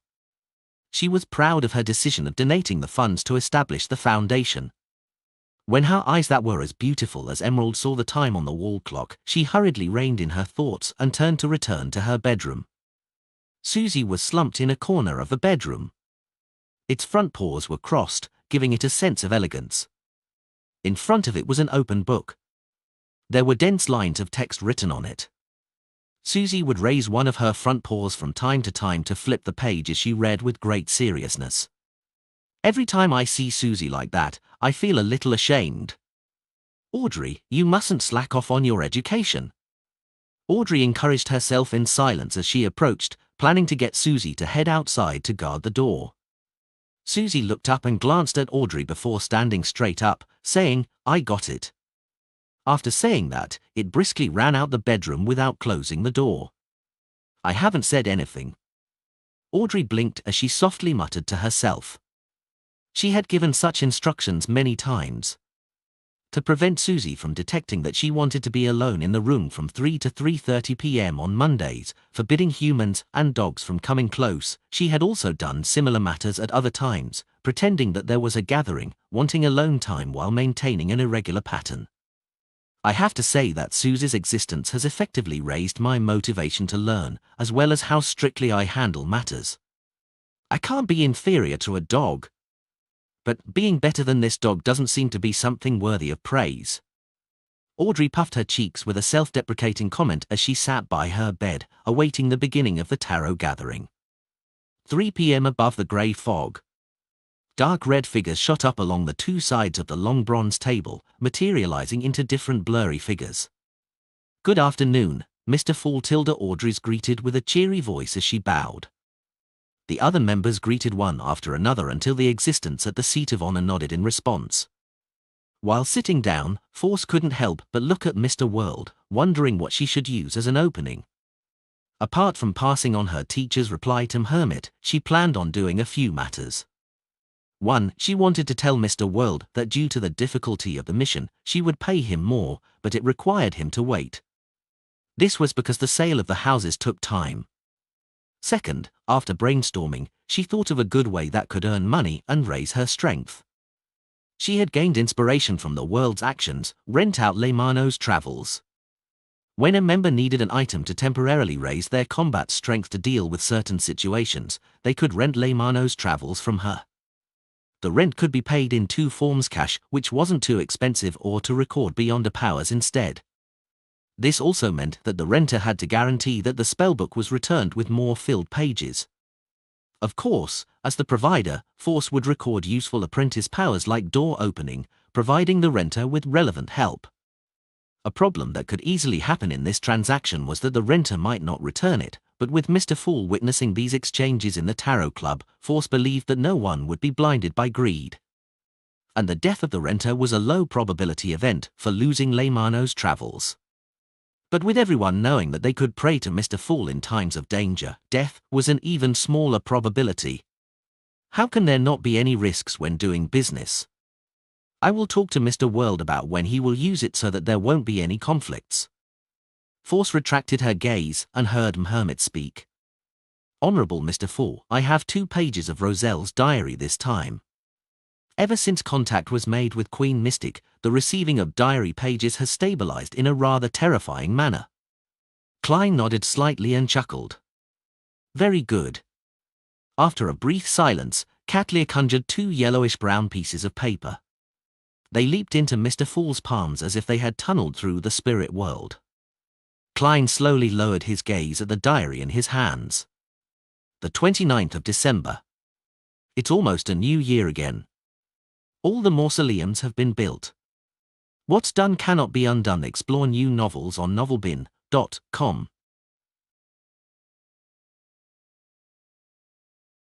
Lord of the Mysteries Chapter 790. Translator, Atlas Studios. Editor, Atlas Studios. All the mausoleums have been built. What's done cannot be undone. Klein looked at the diary page in his hand as his thoughts boiled over as ideas kept emerging and shattering. From his point of view, this diary page of Emperor Roselle nearly proved his previous conjectures. He had chosen to forcefully switch to the Black Emperor pathway in his later years, doing so at the cost of going mad to become a Sequence 0 true god. What drove the Emperor to make such a decision? What did he discover that resulted in his agitation, rashness, and loss of composure in the previous diary entry? And compared to back then, his emotions in this diary entry appear calm and composed, but it feels like he is even more extreme. It's hard to imagine what the Emperor experienced or encountered in his later years that resulted in him having such an abnormal situation. The madness that angels are embroiled with to begin with, or is it something that had happened to the faith of the believers that kept him anchored his rationality? If he was normal, shouldn't he hold back a little and strive for certain outcomes before finding an opportunity to devour the hidden sage? Klein instantly thought of many things, but he was unable to find any evidence. And on this page of goatskin, there were only 2 short lines of text, as though it indicated the final diary page of Emperor Roselle's life. The end of the year or the beginning of the new year was the day he was suspected to have perished in the White Maple Palace. An emperor of an era, a transmigrator's last words? Klein sighed silently as he flipped to the goatskin beneath. The diary page didn't have a date, but at the top of the page was a line in Faisac. Immediately follows the previous page. The words were written neatly and elegantly, very different from Emperor Roselle's handwriting. It was obvious that it was added by someone else. It's probably a note by Queen Mystic to indicate that this is the last part of the diary, written after the Emperor said that what's done cannot be undone. But why isn't there a date? Klein was deeply puzzled as he read the corresponding content, his gaze freezing up. I believe I'm not the only transmigrator in this world.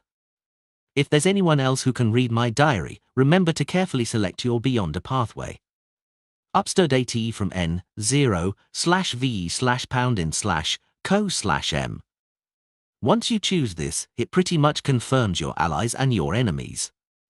I'm unable to give any actual suggestions because I myself can't see the true faces of the 7 deities or those evil gods. This might be partially related to the second blasphemy slate that the ancient organization hides. Unfortunately, I only have a rough idea of the hidden parts, and I'm unable to verify them. Similarly, I don't know what's written on the first blasphemy slate either. A useful warning is to not choose pathways with sequence zeros that are occupied, and also be careful of neighboring sequence zeros and sequence ones. I've suffered tremendously on this aspect. As for what sequence 0 represents, search for my other diary pages if you aren't aware. This page is equivalent to the afterword of my life. If I succeed, I'll be a god, and it will be another story.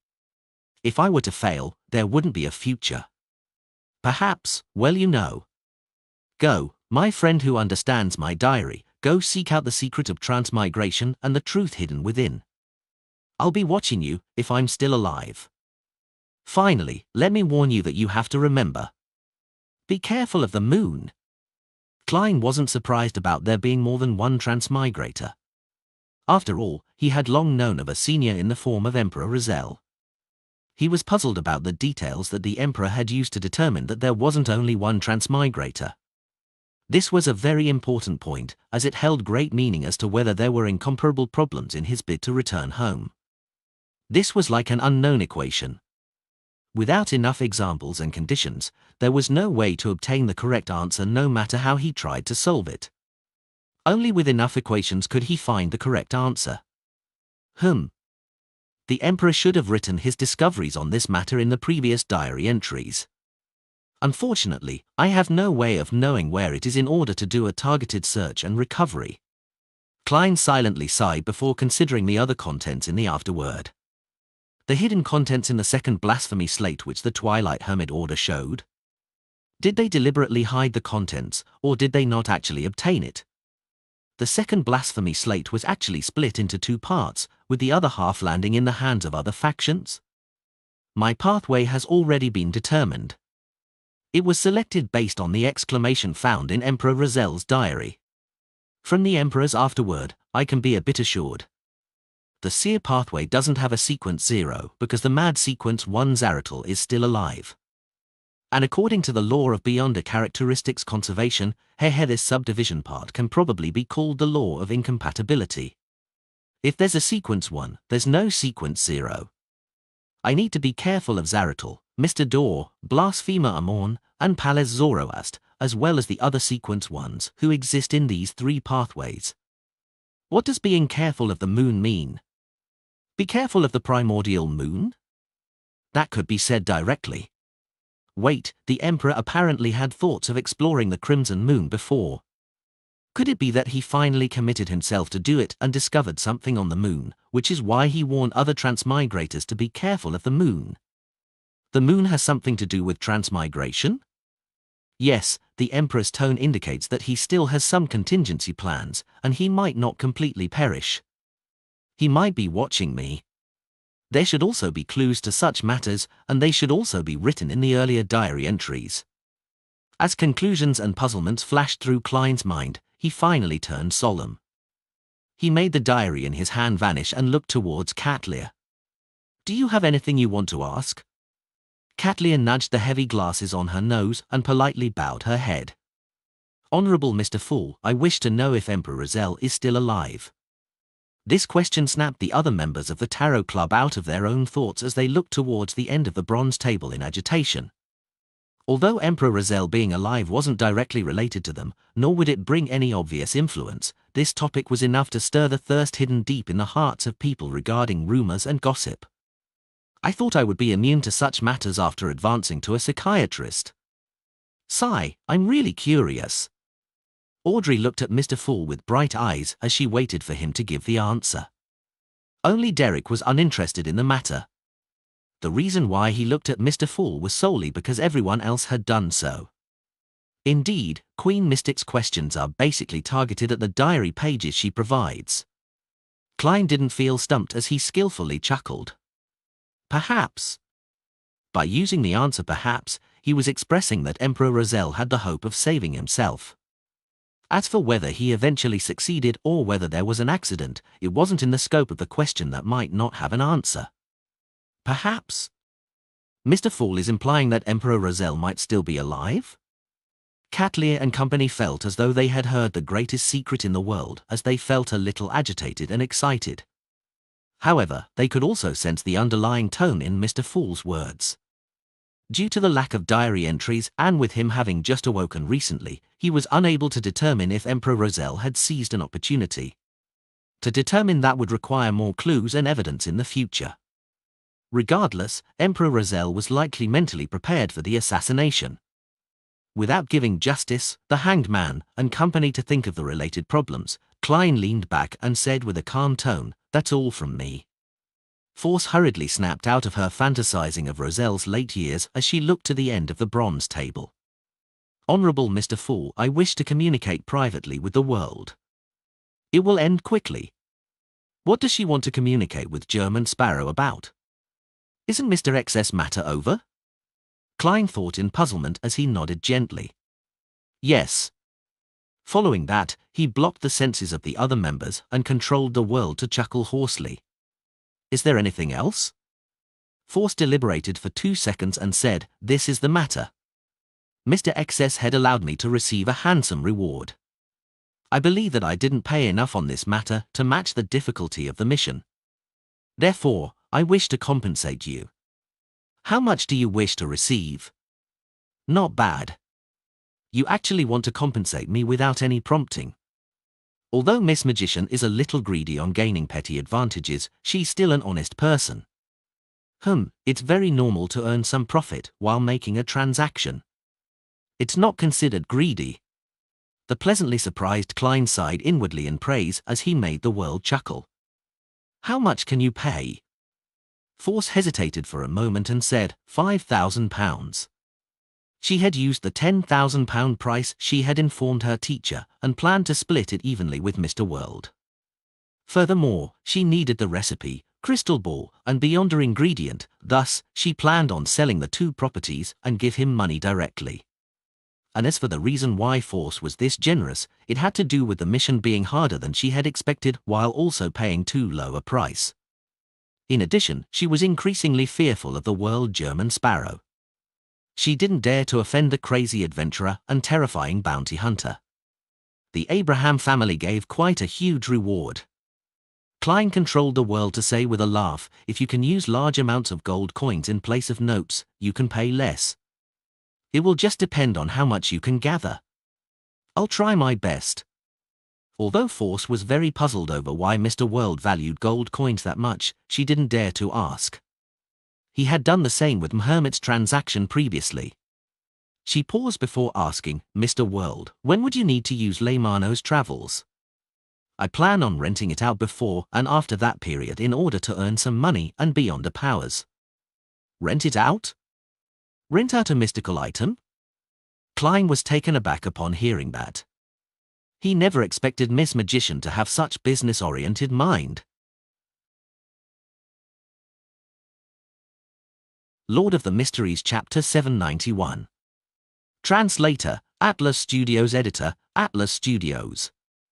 As a youth that came from the internet age on Earth, Klein quickly understood Miss Magician's idea, how she prepared to do it, and what she was relying on. Isn't this sharing economy? With the Tarot Club and the Fool, there's no technological limitation. Miss Magician is usually lazy and doesn't have a strong presence, but I never expected her to have sharp acumen on such matters. It also stems from me requesting to borrow the spellbook. Regardless, to be able to quickly be inspired and set up a business model is pretty good.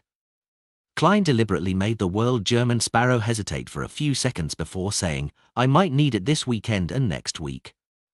He was estimating this based on the time it took Mr. Hangman to return from the abyss maelstrom to the Roasted Sea, while also allocating time for him to stabilize his spirituality and replenish his supplies. When the time came, they would join forces to explore the primitive island with many Beyonder creatures. Force hurriedly nodded. "All right, I will make the arrangements to prevent others from using it." As she heaved a sigh of relief, she requested Mr. Fool that he bear witness for the subsequent rental agreements. After obtaining a confirmation from him, she indicated that she was done with the private communication. Following that, she conjured Leymano's travels and surveyed the table. "Everyone, I have here a mystical item. It has a total of 38 pages. Each page can help the user record Beyonder powers they encounter. They will then be able to release it when needed, but it will be slightly weaker than the original power. Each page can be repeatedly recorded. Each record can only be used once. Amongst them, 3 pages can be used to record demigod-level Beyonder powers, but the chances of success are very low. It might not succeed 1 in 10 times." Force simply explained the traits of Leymano's travels and its negative effects. It lit up the eyes of Audrey and company. With them no longer being novices in the domain of mysticism or the Beyonder world, it wasn't difficult for them to tell the value of Miss Magician's notebook without her making it explicit to them. At the same time, they viewed it as a demigod-level artifact. It resembles a shepherd and the creeping hunger. They allow the use of the Beyonder powers from other pathways, but there aren't as many negative effects. There's also a chance to record a demigod power. Draw my own blood.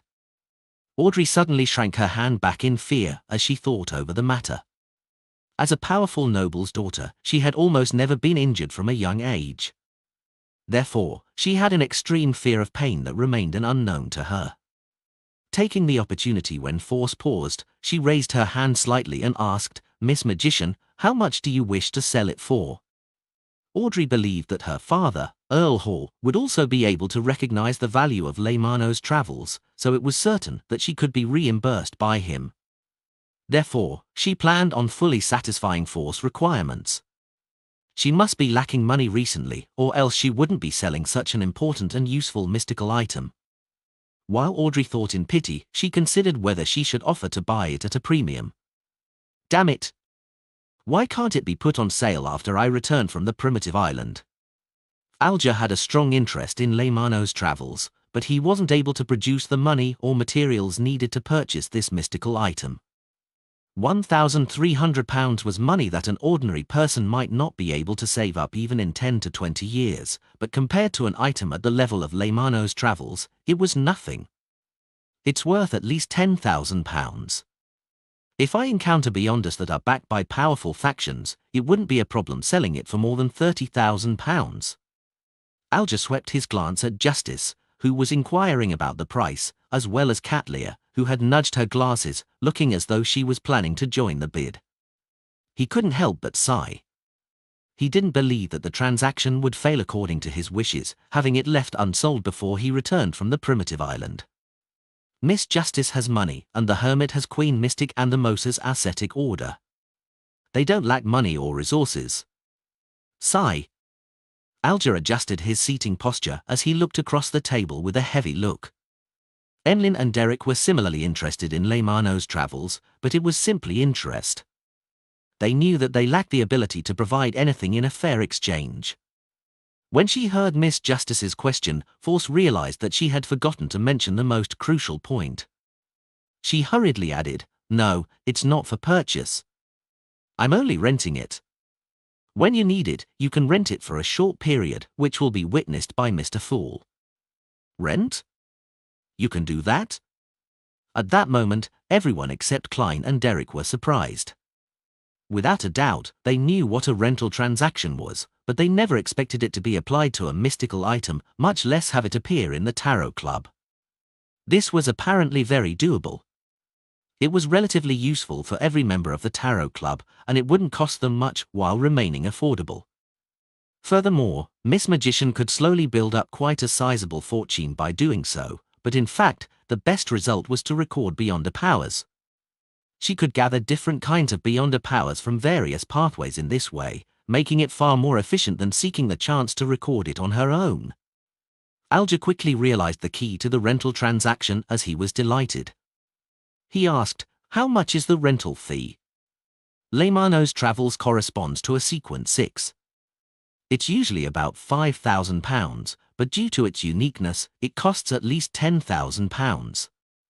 Force had built up quite a bit of experience during her time in the Tarot Club, so after some consideration, she said, each rental basically starts at £300. Every additional day is an additional £50.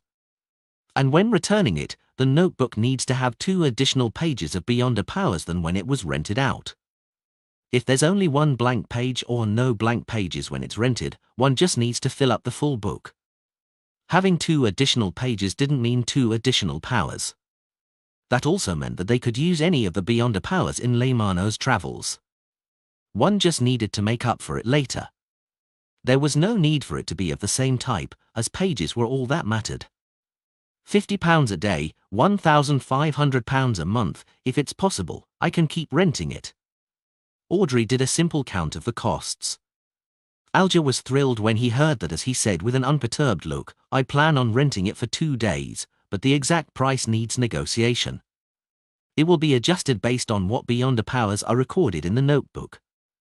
He felt more confident towards his exploration of the primitive island. "When do you plan to rent it?" Force asked, delighted that she had business right away. "I'll be renting it for 2 days sometime between this weekend to next weekend." "The exact time hasn't been determined," Alger replied without any hesitation. Force immediately frowned as she said apprehensively, "This period of time has already been reserved for Mr. World." "Reserved for the world? When did this happen?" Alger was surprised as he looked at the other end of the long bronze tail. He soon came to a realization that it had been agreed upon during their private communication. Why would they come to such an agreement? Miss Magician doesn't need to have informed him ahead of time. They had other transactions during the private communication? What kind of communications and transactions would they have? Miss Magician had commissioned the assassination of an Aurora Order Oracle. The world had accepted the mission, and one of the traits of the Oracle is the ability to record and use the Beyonder powers of others once. This is identical to Leymano's Travels. Does this mean that the world has already succeeded? As such, Miss Magician is indebted to him, and she hadn't fully resolved it. Now, she came up with this method to pay off the rest. Alger eliminated the possibilities and finally felt that he had found the truth. Without anyone catching wind of it, the world German Sparrow had already hunted an Aurora Order Oracle, an oracle suspected to be a sequence 5. Upstairs AT from N0/V/pound/co/M. This secretly made Alger feel alarmed because he was about to cooperate with the world soon. Thankfully, there's Mr. Fool bearing witness. As a blessed, German Sparrow wouldn't violate the agreement he makes in front of a god. Alger consoled himself and retracted his gaze from the world.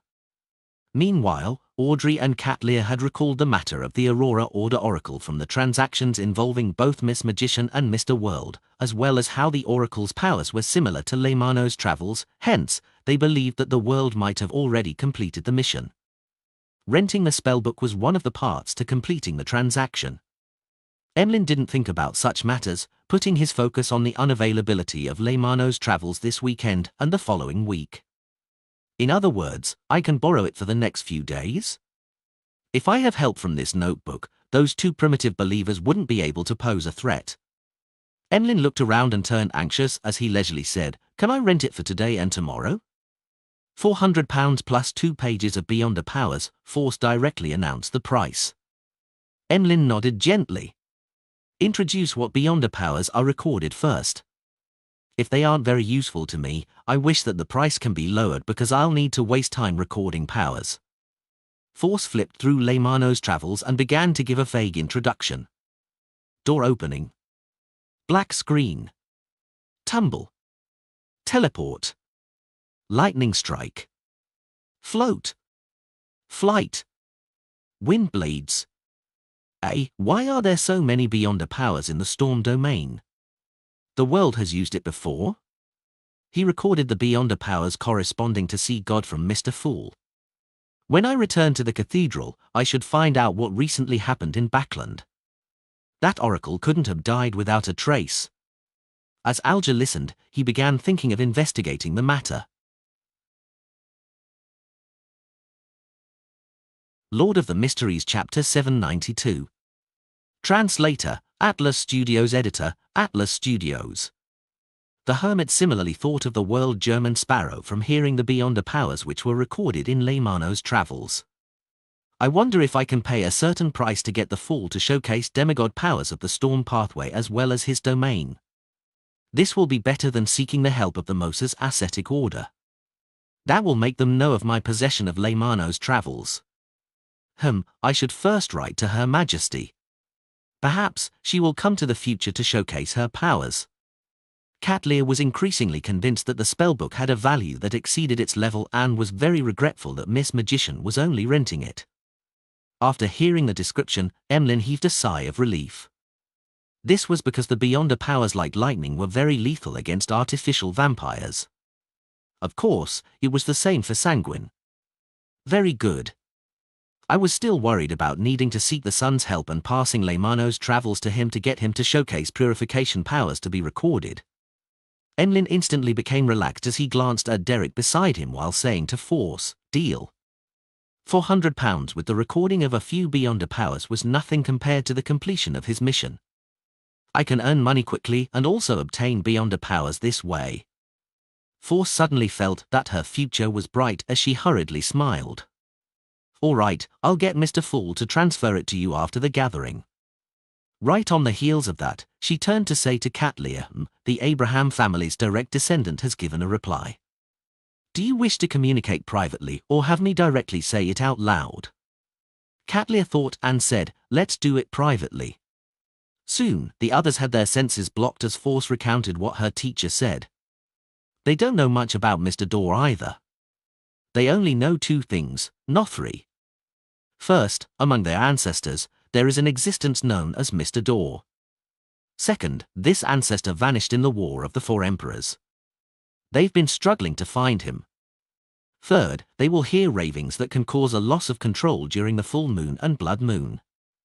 In addition, they temporarily do not wish to make any direct contact. The third point was added by Force by herself. She wished that Hermit and the Queen Mystic behind her could use this to further understand Mr. Dorr's matters. This was beneficial in helping the Abraham escape the fate of being cursed.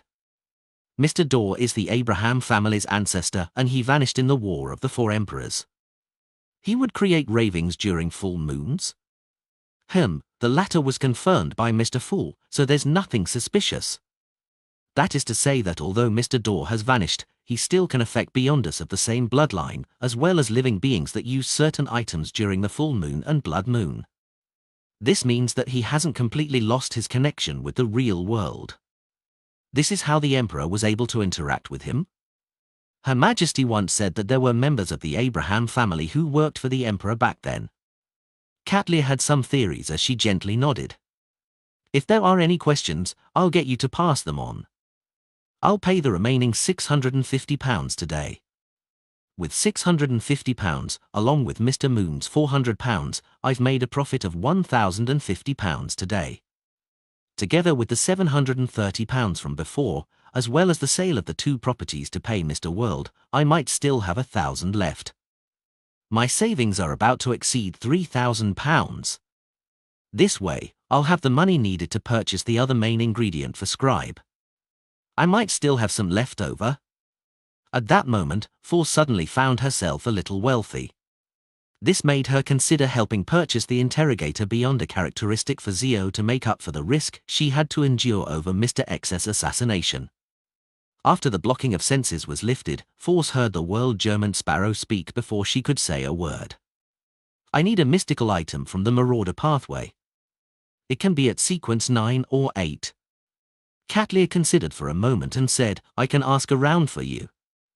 However, items of the Marauder pathway aren't common. There might be a premium involved. No problem. Klein controlled the world to provide the response. He then made his marionette look at the now wealthy Miss Magician. "I want to sell an interrogator beyond a characteristic for only £1,000. Typically, this sequence 7 beyond a characteristic which could be used as a main ingredient should have been priced around £1,200, but Klein had 2 sets at the moment. Furthermore, considering how he had used Miss Zio's identity to participate in Mr. X's gathering, there was a certain degree of danger he was bringing to her, therefore, he gave a slight discount. "It's only £1,000. That's like a sale at a department store. But why does Mr. World know that I want it? He is Mr. Fool's blessed. The interrogator beyond a characteristic was in his hands, and he is also aware that I can now afford it." Force was stunned for 2 seconds as she nearly forgot to reply. During this process, Audrey held back the urge to engage in shopping because she knew that Zio needed the item. £1,000? An interrogator's beyond a characteristic? Katlia seriously thought over the hidden intent behind the world when she heard Miss Magician say, "Deal." "I haven't even made my offer." Katlia mumbled inwardly as she maintained her silence. She could tell that the world and the magician had reached a strange level of understanding on this matter, so she didn't interject. Similarly, she also sensed that something good had happened to the hanged man this week. He appeared more spirited than before, appearing more confident. He previously purchased the potion formula and main ingredients to Ocean Songster. He had also asked me where Arbninsks that do not belong to the Church of Storms can be found. This is likely related to the ritual. He has already advanced? Katlia suddenly felt a sense of danger. As the Admiral of Stars who was famous throughout the 5 seas, she always felt a sense of superiority in the Tarot Club. But in recent times, with the World German Sparrow showing his ability at hunting pirate admirals, followed by the Hanged Man reaching Sequence 5, a Sequence 5 that made him adept at sea battles, she felt that she no longer had the right to belittle others. She felt a sense of urgency that hadn't existed in her for a long time. "However, I have Sequence 4 ahead of me. It's the boundary between spirituality and godhood. It's not that easy to advance. I still don't see any hope despite preparing for years." Katlia sighed inwardly as she looked at the World German Sparrow and asked, "Any chances for the blood of a mythical creature?" "I've been waiting for you to ask this." The fool Klein smiled while watching the transactions as he controlled the world to hoarsely laugh. "That angel got me to ask you what you can give him in exchange for a drop of blood. He emphasizes that it needs to satisfy him. 7 Seton of LB/N.C/OM for latest novels." Angel? Mr. World directly contacted an angel? Furthermore, he has convinced the angel to provide a drop of blood. Audrey was first alarmed before her thoughts raced as she turned to look at the seat of honor. She suspected that the world, Mr. Fool's blessed, had contacted an angel that was in service to Mr. Fool. She was like the magician, believing that the world only knew of clues to the location of an angel or its remains. They never expected him to directly converse with an angel.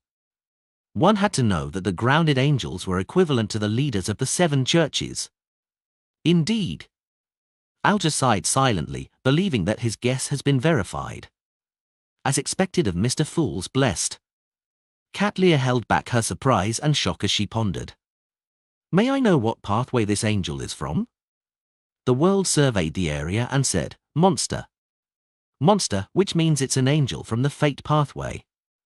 It's no wonder Mr. Fool's honorific name has the words King of Yellow and Black who wields good luck. Audrey, Derek, and company were enlightened, believing that their inferences matched the actual situation and the inherent logic. Their gazes and guesses stirred Klein. He realized a corresponding problem. In the honorific name he fabricated, the description of wielding good luck had successfully been directed towards the mysterious space above the grey fog. Is this related to why the people from the fate pathway can see my uniqueness? Could this be related to why the Snake of Mercury, Will or Septin, took the initiative to establish friendly ties with me? In my honorific name's 3 lines, the first line is a description of my inherent self, and the second is about the corresponding divine domain. Only the third line involves the authority. Wields good luck. Of course, the Fool itself can also contain a certain amount of authority. Klein suddenly felt that he needed to find an opportunity to communicate with the unborn fetus. However, he suspected that the paper crane would tear at any moment. This was because just erasing the original content was already a rather precarious process. At this moment, Catlia said, "Thanks for your help. I will seriously consider it and give you a response as soon as possible." She planned on consulting Queen Mystic to see if there were any conditions that would entice an angel from the fate pathway. With the conversation between the world and the hermit ending, the transactions came to a formal end. The tarot gathering then proceeded into a period for free communication. Force thought for a moment and looked at Emlyn. "I'd like to remind you of two things. First, be familiar with the powers on each corresponding page. It will be very dangerous if you were to flip to the wrong page and use the wrong power in combat." Emlyn scoffed immediately as he said, "I'm very confident in my intelligence." Force didn't speak further and switched to mentioning. A serious case involving Beyonders happened in East Borough. The surrounding region is on high alert. If you plan on carrying out any operations, take note of that. Emlyn viewed this piece of information with great importance as he asked, "Are you aware of what happened?" Lord of the Mysteries Chapter 793. 7 seat novelby/n.c/om for latest novels. Translator, Atlas Studios. Editor, Atlas Studios. Upon hearing Mr. Moon's question, Force nearly blurted out, "Of course. Better than anyone else. I'm just not too aware of the details." However, she controlled her mouth in time as she apprehensively looked at Mr. World. At the same time, Alja, Audrey, and Catlia vaguely guessed that the serious matter that had happened in Backlund's East Borough was the assassination of the Aurora Order's Oracle. Based on the inferences they had before, it was done by the World. And as Emlyn wasn't a spectator, he wasn't able to tell from her eyes. All Force could do was force a smile at Emlyn. "I'm unable to tell you the specifics. I only know that demigod level Beyonder powers of the Storm domain appeared back then. The Church of Storms places a great deal of attention over the matter." She didn't dare divulge the reasons on behalf of Mr. World, simply describing what she had seen. She believed that if Mr. World was willing to reveal more, he definitely would have added on to her answer. Demigod level Beyonder powers of the Storm domain? Audrey and company were taken aback as they instinctively doubted the accuracy of their theories. They had previously imagined that Leymano's travels had been created after the death of the Aurora Order Oracle, therefore, the World had no way of borrowing Mr. Fool's demigod-level powers to record them before the assassination. The serious case involving Beyonders in East Borough has nothing to do with Mr. World?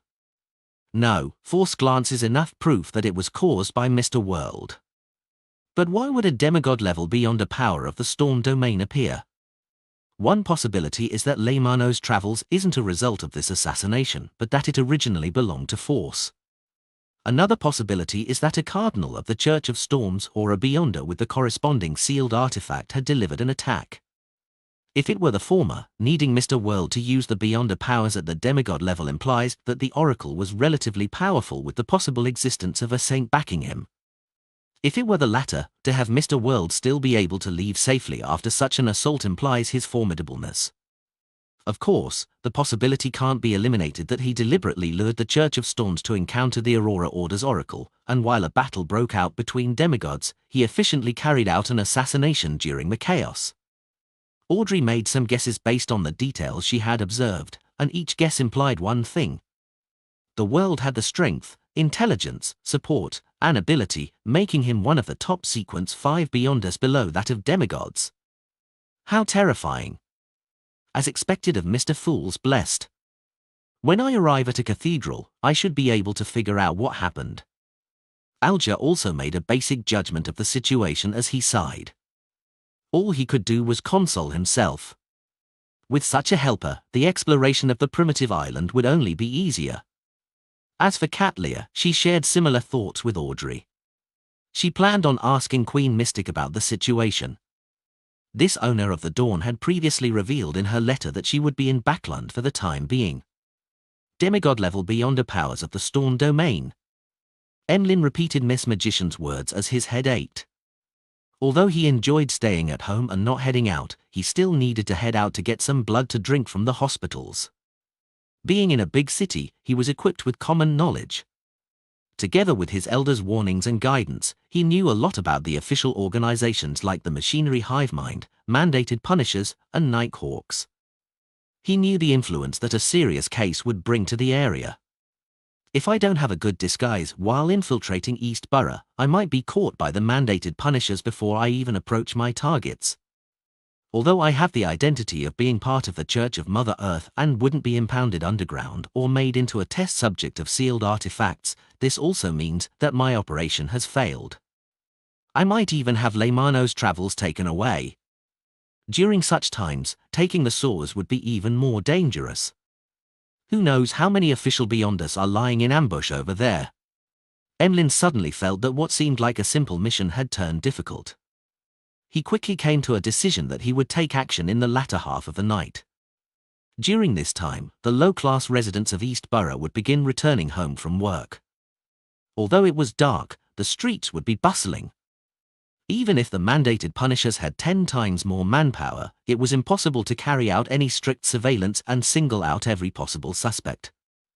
The next important step is to plan the operation to finish off the 2 artificial vampires without causing much of a stir. I'll have to consider a situation of an intense battle that's impossible to hide. Wait, Miss Magician had just mentioned that Leymano's travels has a Beyonder power known as teleport. The problem is resolved. Emlyn heaved a sigh of relief and chuckled. I will keep that in mind. He had said that sentence very calmly and with great confidence, as though everything was in control. This fellow Emlyn was first stumped before feeling relieved. There's a 90% chance he recalled the Traveller's Door in Leymano's travels. If I hadn't obtained traveling, I definitely would have added the condition that no one is to touch that spellbook's page before the World German Sparrow. Klein scoffed silently without a word. To him, as there was only one Traveller's Door in Leymano's travels, he definitely needed to use Creeping Hunger for his return trip to the primitive island. In that case, he might as well exploit the glove as he needed to feed a death row convict to it. He didn't want to waste it. Anyways, I've warned you. Force didn't speak further, wishing that everything would go smoothly for Mr. Moon. At that moment, Alger turned to look at Little Sun. Are you still in the City of Silver? Yes, my recent mission is to acquaint myself with my powers and patrol the surrounding area, Derek replied honestly. Alger thought for a moment before saying, has that shepherd elder not looked for you recently? No. Derek paused. The 6-member council seems to be busy with the former chief's mausoleum. As for what it is, I'm not privy to the information. Klein had heard Little Sun mention of the former chief of the City of Silver. It was said that he had built a mausoleum that reached deep underground before moving into it, and he hadn't appeared again. It was suspected that his attempt to switch to sequence 3 of the death pathway had failed. I wonder what happened inside the mausoleum. My spiritual intuition tells me that there's danger involved. Before Klein spoke, he heard Alger say, take note of this matter. To investigate the former chief's mausoleum at such a critical moment means that it's something important. It might bring you danger. Okay. Derek nodded strongly. I'll do my best to figure out the specifics. The exchange continued. As the members didn't encounter much this week, this segment quickly came to an end. The Tarot Club members began teaching the Sun mysticism languages of the outside world as they learned about ancient myths from him. During this process, Audrey was a little disappointed and depressed. She had failed to buy anything or share anything this week, and her participation appeared lacking. Sigh. My life has been too quiet and stable. I have nothing to share. However, this is normal. As the daughter of one of the top 3 bankers in the kingdom, a daughter of Eastchester's Earl, if I were to frequently encounter Beyonder matters, experiencing alarming and exciting matters every week, that means that the present society and government structure is unable to maintain the order of the Beyonder world. It would definitely result in a fundamental change to everything. When I return to Backland, my contact with the psychology alchemists will increase. I'll be able to change this situation. Audrey rapidly became optimistic, and she stood up and bade Mr. Fool farewell. Over the past half a year, she had read quite a number of useful books thanks to Susie. In terms of profundity and maturity, she was a lot better than before. Beauclun Street, Northborough, 160 Beauclun Street. After ending the tarot club, Klein walked to the attached balcony to his bedroom, and he looked at the surrounding environment, which was filled with vegetation. With Miss Magician's attempt to rent out Leymano's Travels, there will be more of such tarot club transactions in the future. They might not have realized that their own Beyonder powers can be sold. Once the rentals happen more frequently, someone will ultimately request someone to help record a particular power. When the time comes, I'll be able to supply Beyonder powers of various domains thanks to the numerous mystical items I have. It won't be too expensive, but it's long-lasting, and it will often be in demand. I wonder who will be the first to muster their courage to seek the Fool for help, hoping that a demigod power can be recorded. This needs to be a fair exchange, and a sufficient price needs to be paid.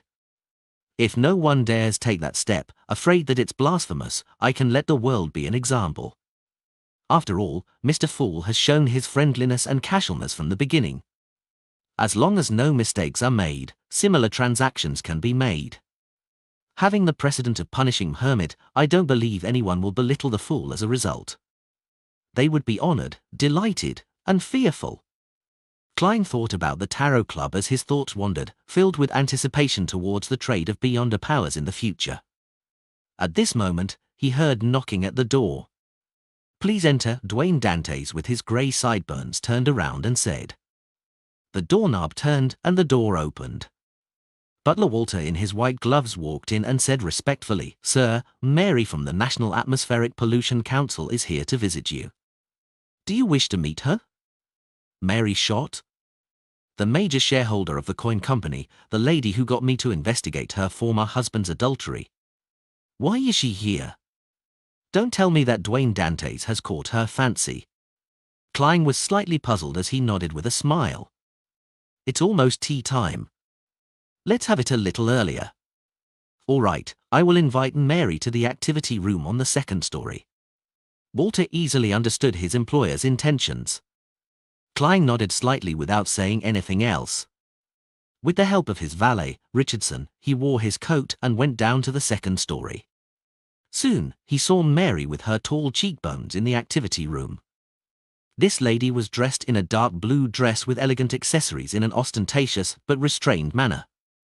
Compared to last year, she appeared more classy and with a higher temperament. "Good afternoon. I've always been considering finding a time to visit you. I would wish to hear about your investigations on Backlund's atmospheric pollution." Klein took the initiative to speak politely. Mary replied with a smile, "Unfortunately, I didn't manage to wait for it." After exchanging a few words of pleasantries as they talked about the recent weather, Klein sat on a single-seater as he raised his porcelain teacup. You seem to have something troubling you?" He could tell that Mary was hesitant and deliberating. Mary laughed as she sighed. "I've heard about your experience and wisdom. I believe that you're a gentleman with excellent foresight. This is the thing, are you interested in purchasing some of the coin company's shares?" "Why? Are you in trouble?" Klein asked in a staid manner. Mary shook her head. "Someone else is selling them."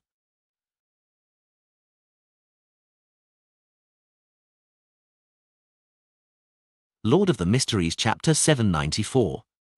Translator, Atlas Studios. Editor, Atlas Studios. Someone else is selling? Klein ruminated over those words without immediately asking. After the servant placed the silver three-layered tray down for high tea and left, he said with a smile, "Why don't you purchase it yourself? Even a blind person knows that Lund will place more attention on environmental pollution in the future.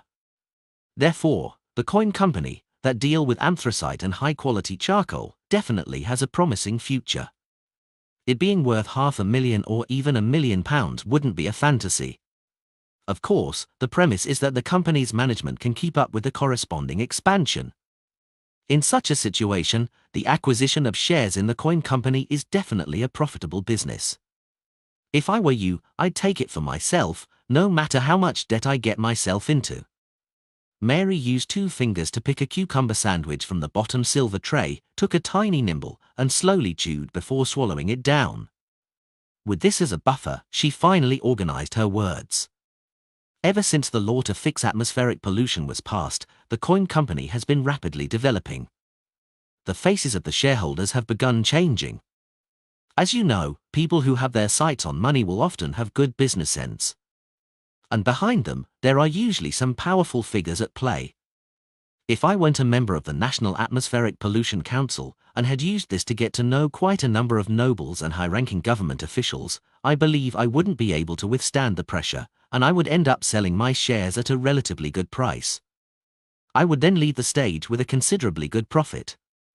But even so, most of the shares will quickly concentrate, and I'll quickly lose my status as the highest shareholder, losing control over the company's direction. This is something I inherited from my father. I don't want it to become somebody else's toy. I wish for it to slowly develop into the biggest anthracite and high-quality supplier to Backland, or even all of the Lun Kingdom. It's not that I haven't tried other solutions. I've pledged my shares and sold my property, investing a large sum of my liquidity into it, absorbing 15% of the shares in secret, as well as requesting friends that I can trust to help. I've obtained a total of 10% of the shares, and together with the 20% I originally had, I hold 45% in total. The current situation is that a minor shareholder suddenly decided to liquidate his 3%, and my friends and I temporarily do not have the money to acquire it. This is a commercial war. This was a first for Klein, who was accustomed to dealing with beyond us. He found it fresh, but also unfamiliar. He similarly reached out his hand and selected a sandwich which had high-quality turkey at the bottom of the 3-layered tray. As he ate, he contemplated for about 10 seconds and said, "The shares that you acquire later can also be pledged, right? There won't be enough time. The other party has already provided an offer, and the transaction can be closed at any time," Mary said as she finished the food in her hand. Klein leaned back into his sofa in a relaxed manner. "Why did you come to me?" Upon hearing the question, Mary heaved a slight sigh of relief. "First, you must have brought quite a sizable amount of money to Backland. You wouldn't need to raise funds through different means. Second, you just came to Backland, so you aren't deeply involved with the other party or in other aspects. This also means that I'm not afraid that you would violate the terms of the agreement. Even if you choose to align with them, you'll have to consider if it's worth violating the law. Third, although we've only met once, I believe you are a very dignified and knowledgeable gentleman. Your praise is leaving me a little embarrassed. However, it also means that my acting performance as Dwayne Dantes is effective. At the very least, everyone knows that he's a middle-aged gentleman with foresight and competence, with plenty of money that he has nowhere to invest. Considering the original £16,493 and Miss Magician's £5,006,000, as well as the £48 provided by Mr. X, I have a total of £22,991 and 5 gold coins. Even if I deduct the £5,987 I owe Miss Messenger, I'll be considered a true tycoon. Many people with assets worth £100,000 might not have that much liquidity." Klein couldn't help but do account of his wealth as he asked with a smile, "What do you wish for me to do?" Mary sipped some tea and said eloquently, "Acquire the 3% shares. But before that, I'll sign 2 contracts with you. The first contract stipulates that I'll forcefully purchase the shares from you in 3 months and buy it at the highest price over this period of time. The corresponding tax will be shouldered by me. The second contract stipulates that we act in concert. In addition, I will make you a member of the board of directors for the coin company. You will enjoy the corresponding perks as you monitor the company's development. This will help you be integrated even better into high society. Sounds like a sure win. It's equivalent to me providing a loan, and Mary will repay me with a certain amount of interest and social resources. And compared to a debt agreement, I'll be holding onto the shares of an excellent company. It's more secure, or after all, we are considered strangers. Of course, that's under the premise that the coin company itself is all right. This is also why she's making me a director. Klein analyzed the conditions proposed by Mary and slowly felt enticed by them. From his point of view, Dwayne Dantes needed some investments. Otherwise, he would appear suspicious. Then, selecting the kind of investment was a rather important problem, since it had to be considered that Dwayne Dantes might have to give up everything and leave Backlund because of his operation's failure or success. When the time comes, there's a chance to take away the money, but I can forget about the shares. This kind of investment, one that allows me to quickly recoup my investment, meets my requirements. I might even earn quite a bit. Klein contemplated for a moment before warmly smiling. Helping a lady resolve problems is something that I need to do. Mary immediately felt relieved. Just as she was about to say something, she heard Dwayne Dantes' attractive voice continue. However, I'm rather cautious in regards to any investments I make. I will hire a lawyer and an accounting team to investigate the coin company's situation. I'll try to reach a conclusion as quickly as possible, and if there aren't any problems, we can begin our cooperation. Aside from that, I will also do a divination. Klein silently added inwardly. Definitely. Mary smiled and added, I'll bear the costs for such expenses. Klein didn't reject the offer as he nodded and said, how much would the 3% shares cost? The current valuation is £9,600, but the shareholder believes that the coin company has a promising future, so it can't be lower than £12,000. Mary gave him the exact details. Phew. Klein used a calm and relaxed manner to smile. That's still all right. Dwayne Dantes is indeed rich. Mary thought as she said, Dwayne, can I invite you to visit the coin company tomorrow? That's exactly what I wish for, Klein replied with a smile. At the same time, he couldn't help but think of something. His former landlord, Stellan Sammer's husband, was likely still a manager at Coin Company. Yet another familiar face, but it's not one for Dwayne Dantes. Klein felt wistful for some baffling reason. At 8 p.m. there were still crowds of people entering East Borough from the other streets. Fatigue obviously colored their faces. And this continued almost until 10. Emlyn White had changed into a greyish-blue worker's attire, wore a cap, and hid himself in the alley of the Backlund Bridge area while observing the poor that sauntered back and forth. Although he didn't have any experience in disguising himself, he had eyes and brains. Just a short observation was enough for him to discover the problems with his attire. The most important point was that, compared to the poor who had dirty and ragged clothes, the work attire he had bought in the afternoon was too new and clean, easily attracting the attention of others. Emlyn thought for a moment, returned to the dark alley, and reached out his fingers. Using what he had seen, he began tearing open the areas that were easily damaged. Then, he observed his surroundings as his facial muscles gradually distorted into a grimace. With a look of contempt, Emlyn came to the wall, closed his eyes, and began dabbing the dirt onto his clothes and pants.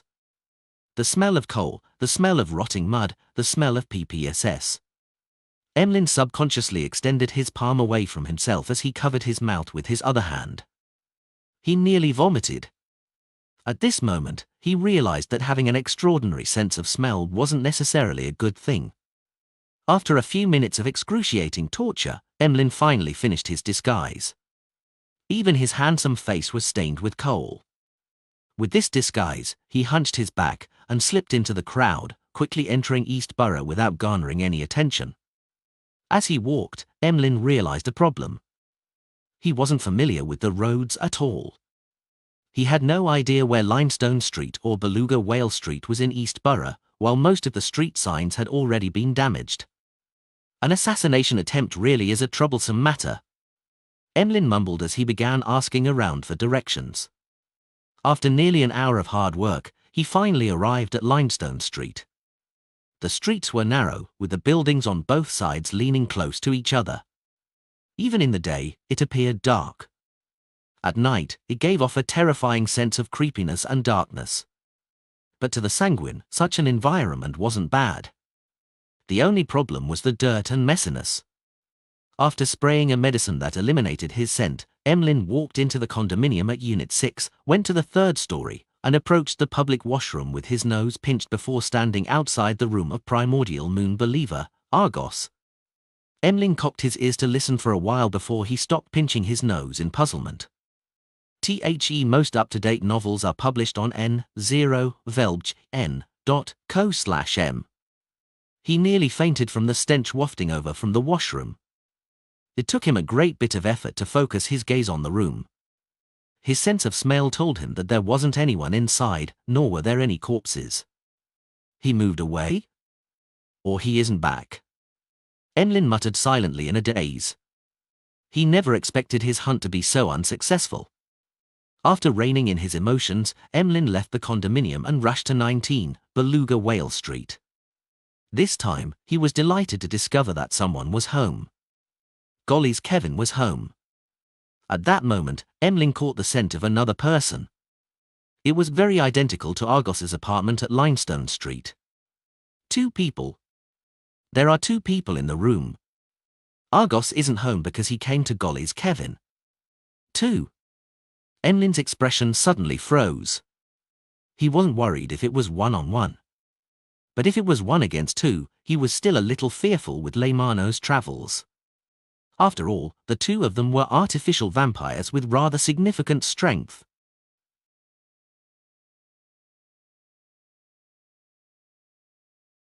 Lord of the Mysteries Chapter 795. Translator, Atlas Studios. Editor, Atlas Studios. As a sanguine who liked to stay home, the number of battles Emlyn had involved himself in could be counted on one hand. Furthermore, he had never attempted fighting in the state of a numbers disadvantage. Be it his attack on the previous Primordial Moon Believer, or resisting Bishop Utravsky from the Harvest Church, he basically had the numerical advantage in being the worst at 1-on-1 fights. Thinking back to the failure of his family of 3 attempting to defeat the half-giant bishop, Emlyn's expression turned livid as though he had recalled the torture he suffered back at the Harvest Church. As there weren't many residents living here, and with Golly's Kevin having sharp senses as an artificial vampire, he didn't dare stay outside the door for too long. He quickly walked past the area and walked to the end of the corridor and hid in the shadows. What shall I do next? Emlyn leaned against random objects that blocked the crimson sunlight as his thoughts rapidly whirled in an attempt to find a solution with his pitiful amounts of experience. Gradually, the words which the hanged man had taught the son surfaced in his mind. Patience is an important premise when dealing with many situations. Only by being able to curb your urges and irascibility will you be able to avoid danger to the greatest extent. At times, tolerance is very important. Tolerance. Emlyn nodded indiscernibly and knew what he needed to do. He planned on laying in ambush until Argos left. As this wasn't the artificial vampire's residence, it was certain that he would leave. When the time came, Emlyn could deal with a 1-on-1 situation. Patience, tolerance, waiting. Emlyn repeated these words inwardly so as to resist the damage the surroundings were dealing to him. The air wafting through the first floor of the condominium was filled with the stench of piss, rotting moisture, the unflushed smell of feces, the odor of some of its residents, as well as all kinds of nauseating, unpleasant, and disgusting smells. Mixed together, they were like a poison that ate at Emlyn's senses. For the first time in his life, Emlyn wished that he could slice off his nose. He had the feeling as though he was stuck in an abyss or was in hell suffering torture. Patience. Tolerance. Waiting, he mechanically chanted the principles, finding each second that passed excruciatingly long. Finally, he saw Golly's Kevin's door open. A thin dark brown figure walked out. His cheekbones protruded, and he had a high, sharp, and crooked nose. He was none other than the Primordial Moon Believer, Argos. At that moment, his face had patches of swollen festering that looked disgusting. Indeed, as that young boss, Ian, said, these fellows wear clothes that are clean and tidy, completely unlike the residents of East Borough. Emlyn became spirited as he watched Argos leave the condominium. After patiently waiting for nearly 5 minutes, he stood up and decided to take action. As his target, Golly's Kevin, was an artificial vampire, Emlyn was rather aware of his opponent's strengths and traits. Hence, he had made preparations in a targeted manner. Golly's Kevin's sense of smell isn't weaker than mine when I just came of age. Heck, this actually cannot be confirmed. For him to stay in such an environment, he might have already lost his nose and brains. Besides, his spirituality can't be weak, and he has an innate instinct that's geared towards danger. His vision and hearing can't be too bad either. As Emlyn viewed his opponent with scorn, he consumed a potion and sprayed out a liquid to cover his body's scent again. Right on the heels of that, by consuming the potion and spraying it on like last time, he hid his body and attire, disappearing as though he had been wiped away by an eraser. In a dark, uninhabited corner, a palm-sized notebook, which was bronze green in color, had suddenly appeared out of thin air, as though it had passed through a transparent screen. It began flipping itself almost silently before fixing onto a white page that was filled with astromancy symbols. As these symbols vanished, the surroundings brightened up a little. This was the disruption ability of an astrologer. Then, Leymano's travels was retracted, disappearing inch by inch as it was completely concealed by the invisible screen. Prepared, Emlyn recalled his plans. He lightened his footsteps and silently arrived outside Golly's Kevin's apartment without approaching the door. The notebook appeared out of thin air once again before being flipped to the door-opening page. An illusory sound immediately resounded in Emlyn's mind as it prompted him to reach out a hand towards the wall. At the same time, Emlyn cautiously pulled back Leymano's travels into his clothes, using his invisible coat to hide it. When Emlyn's palm finally pressed the wall, he saw a ghostly blue, incorporeal, blurry door appear before his eyes. It was embedded in the wall, but it also showed signs of masonry at the bottom. Cocking his ear to hear the goings-on inside the house, he took a sniff of the air before taking a step forward. He then passed through the ghostly blue door as if he was passing a screen of water. The scene before him changed immediately. It was filled with walls covered in stains and 3 wooden beds on the side, a worn-out cupboard, and all kinds of miscellaneous items. This was the inside of Golly's Kevin's apartment. As for the ghostly blue door behind Emlyn, it had long vanished as if it had never existed before. Cautiously surveying the area, Emlyn caught sight of his target, Golly's Kevin. This primordial moon believer was a good-looking mixed blood. He had long hair that reached his shoulders, and his eyes were a little red, as though he didn't fully acquire the eyes of a sanguine. At that moment, he was sitting by the side of the bed, staring at the door, his thoughts a mystery. Emlyn circled to his side without causing a commotion. He took out Leymano's travels, which he ensured was in a blind spot, and he flipped to a page that left his fingers slightly numb. It was a yellowish-brown goatskin page. The surface was filled with all kinds of ancient and distorted symbols and patterns. Together, they constructed a figure that looked like a thin tree with outstretched branches. After adjusting his angle, Emlyn slid his finger across the page. Suddenly, silver lightning illuminated the room as if it was daytime. A sizzling sound was heard as the lightning smote Golly's Kevin on the head, charring the primordial moon believer instantly. His body convulsed as his eyes lost focus. The silver bolts of lightning continued snaking around while Emlyn's figure surfaced behind the frozen target's back. He reached out his right palm and clenched his opponent's neck. Catcher! He calmly snapped Golly's Kevin's neck and yanked off his head and tossed the body away, eliminating the possibility of letting his opponent heal himself with his strong restorative powers. Pa! Golly's Kevin's headless corpse collapsed to the ground as blood sprayed everywhere. An artificial vampire lost its life just like that. Emlyn's calm expression was quickly replaced with surprise. He looked at the head in his hand with disbelief. He realized that Golly's Kevin didn't realize what was happening even upon death. Fixed in his eyes were pain and puzzlement. Top novel updates on n/o/v/eld/in.com. It's that easy? It happened like a breeze? Although Emlyn was proud, he didn't believe that he could finish off an artificial vampire that easily. However, reality told him that it was as easy as a breeze. A lightning strike that can cause paralysis, together with my high movement speed, had allowed me to instantly kill my target. The premise is that he's weak to lightning, allowing him to be easily paralyzed.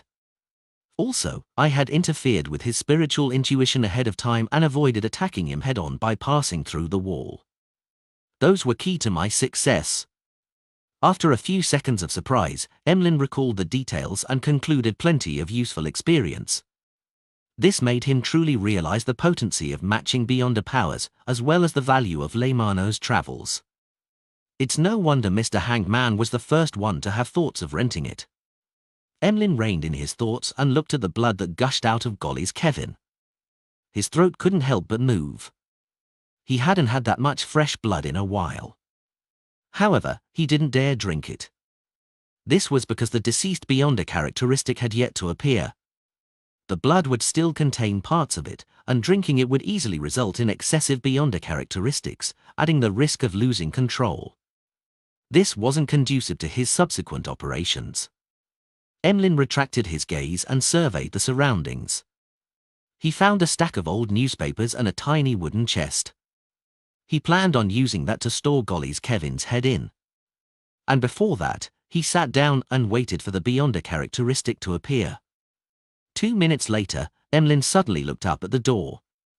He heard footsteps. Immediately after that, he caught the scent of Argos. Why is this artificial vampire back? He returned midway? Emlyn White instantly became a little nervous, unsure how he was going to handle the issue. Thump! Argos knocked on the door from the outside without making a sound. This resulted in an abnormal silence. Emlyn was stunned. He immediately understood that Argos had caught scent of the blood and knew that something had happened inside. What should I do? Rush out and finish him? No, others will see me if I do so. I would then be caught by the official Beyonders. Emlyn instinctively took out a potion and planned on hiding himself again. Suddenly, he had an idea. Exhaling silently, Emlyn placed Golly's Kevin on the bed as he drank an invisibility potion and spewed out the corresponding amount of liquid. Slowly and very gently, he moved to a corner of the room and hid there. This way, it made it seem like the assassination was completed and that the murderer had long fled the scene.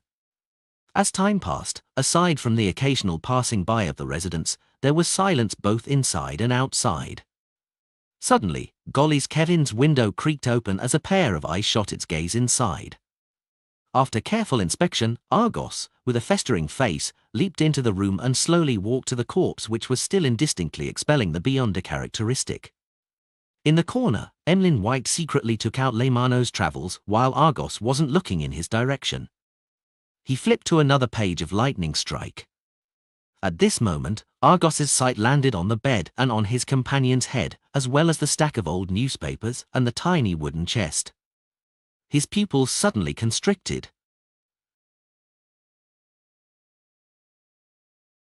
Lord of the Mysteries Chapter 796. Translator, Atlas Studios. Editor, Atlas Studios.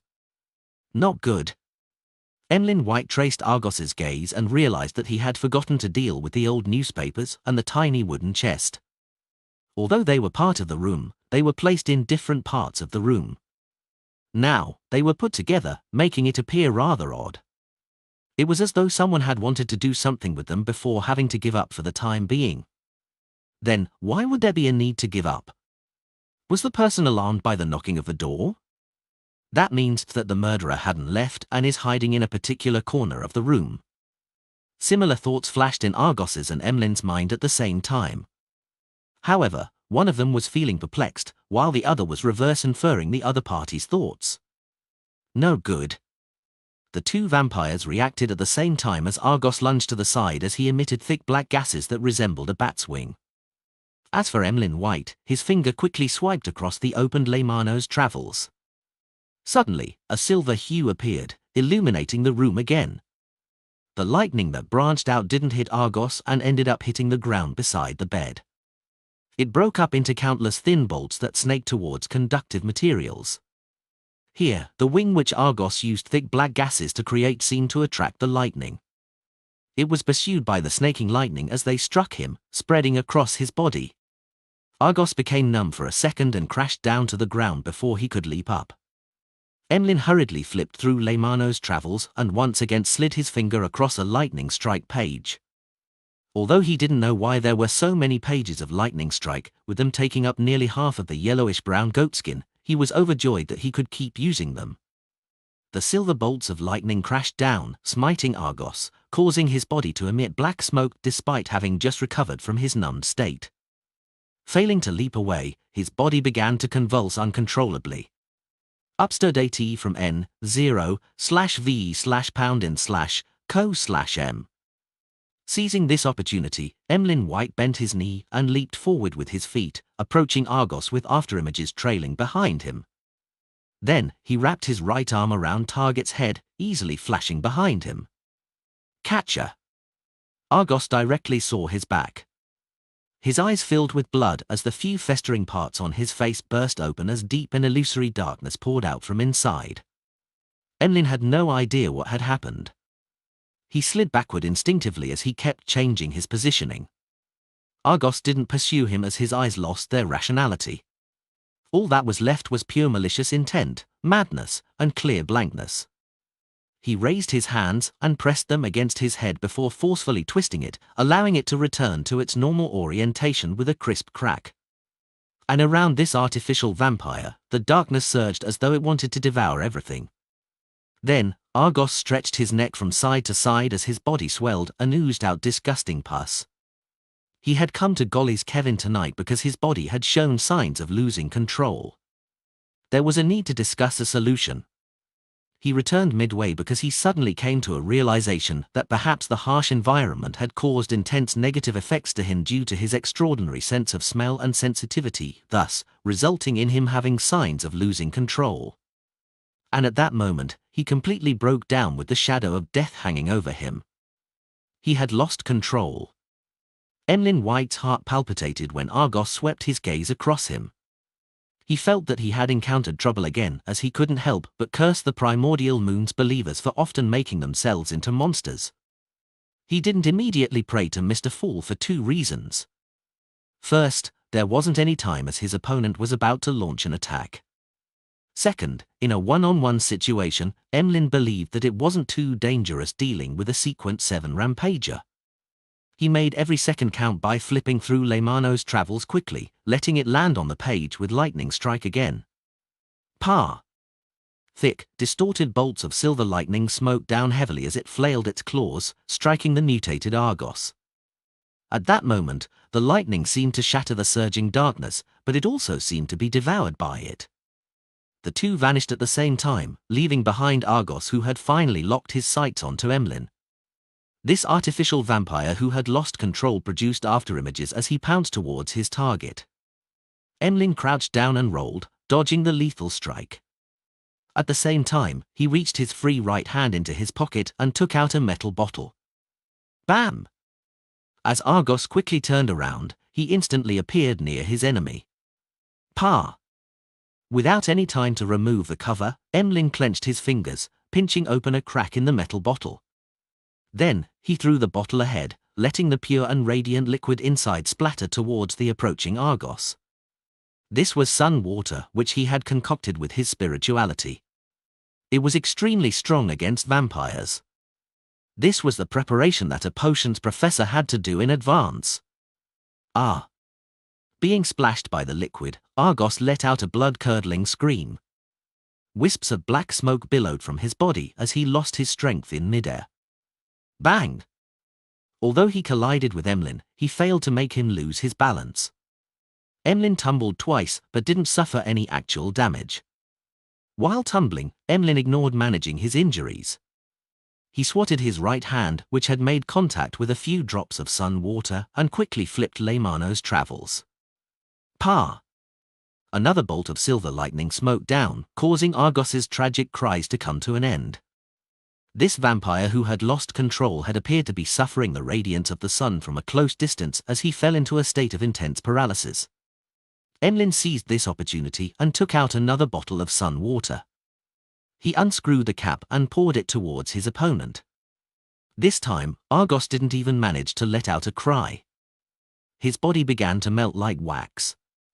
It was only then that Emlyn heaved a sigh of relief. He then conjured a thick black fog behind him, turning it into illusory bats the size of a palm as they swarmed towards his target. The black bats landed on Argos, enveloping him completely. Following that, they separated and flew back to Emlyn before vanishing.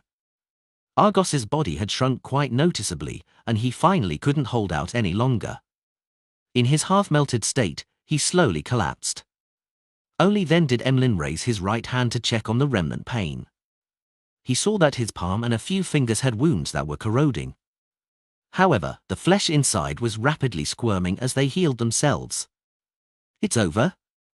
I actually finished him." Emlyn retracted his gaze and looked at Argos's corpse in slight disbelief. Although this hunt had quite a few ups and downs, he hadn't encountered any real danger the entire time. This made him realize that the existence of the Tarot Club made him far stronger than he imagined. If Argos had checked Golly's Kevin's corpse first and not noticed the newspapers and wooden chest, he definitely would have figured out that I possess beyonder powers like lightning strike. He wouldn't have used Wings of Darkness while dodging and end up being hit by the lightning. But this way, he wouldn't have discovered any abnormalities and wouldn't have made any evasive maneuvers ahead of time. My lightning strike would have struck him directly and things would have been easier. Viewing it from this angle, no matter what happened, I would be able to kill him as long as I didn't make a mistake in my handling of matters. They're really weak. So I'm already this powerful. It's no wonder the ancestor made me join the Tarot Club. This is a gathering that prepares the various races for the impending apocalypse. It's of a much higher level than the other secret organizations. Emlyn tipped his chin up a little as he couldn't help but curl his lips. Following that, he heard footsteps outside, but no one dared to approach. Argos's scream must have alarmed the surrounding residents, but they wouldn't dare enter because they're afraid of trouble. However, someone will definitely report it to the police. I need to clear the scene as quickly as possible and leave. Emlyn retracted his gaze from the door and walked to Golly's Kevin's corpse. From the pooling blood, he picked up an item the size of a fist. It was completely red in color and resembled a heart. It was expanding and contracting slightly, and its surface was translucent.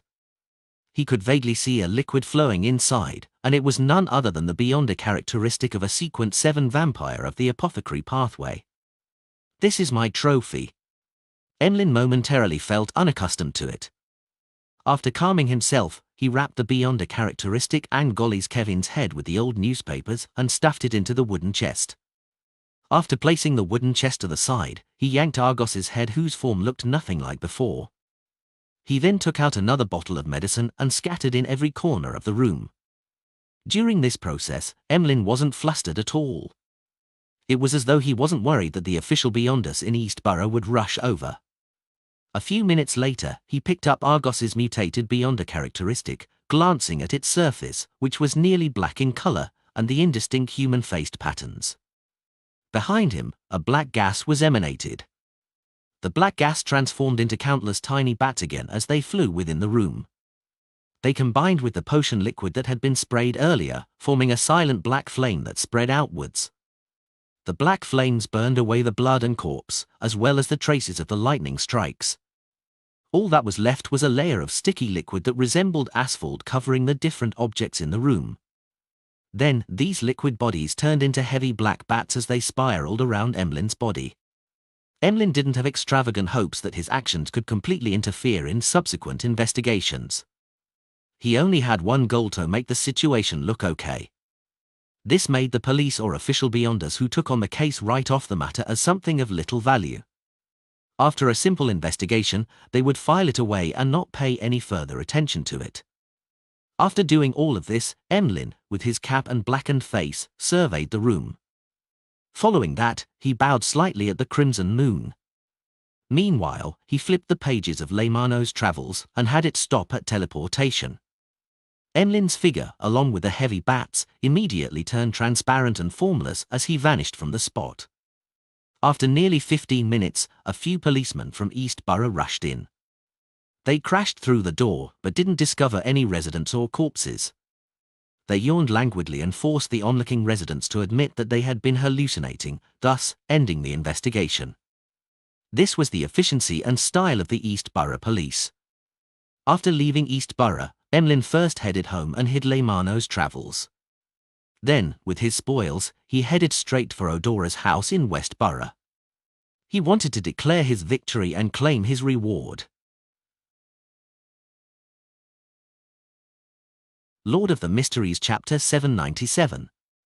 Translator, Atlas Studios. Editor, Atlas Studios.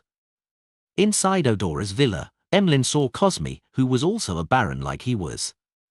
This sanguine who seemed like a man in his prime was Nibs, Odora's spokesperson. "I'm also a baron, and one that recently achieved adulthood at that," Emlyn mumbled inwardly. He got up from the sofa in the activity room and bowed. "Good evening, my lord." Cosme was just about to say something when his nose twitched. He then cast his gaze towards the wooden chest beside Emlyn's feet. "The smell of fresh blood?" As he asked in puzzlement, he seemed to connect the dots and added after a second of thought, "You killed another target?" Emlyn curled his lips and shook his head. "No." Then, before Cosme could ask further, his smile turned profound. "Not one, but two." "Two?" The middle-aged gentleman was taken aback as he watched Emlyn bend down to open the lid.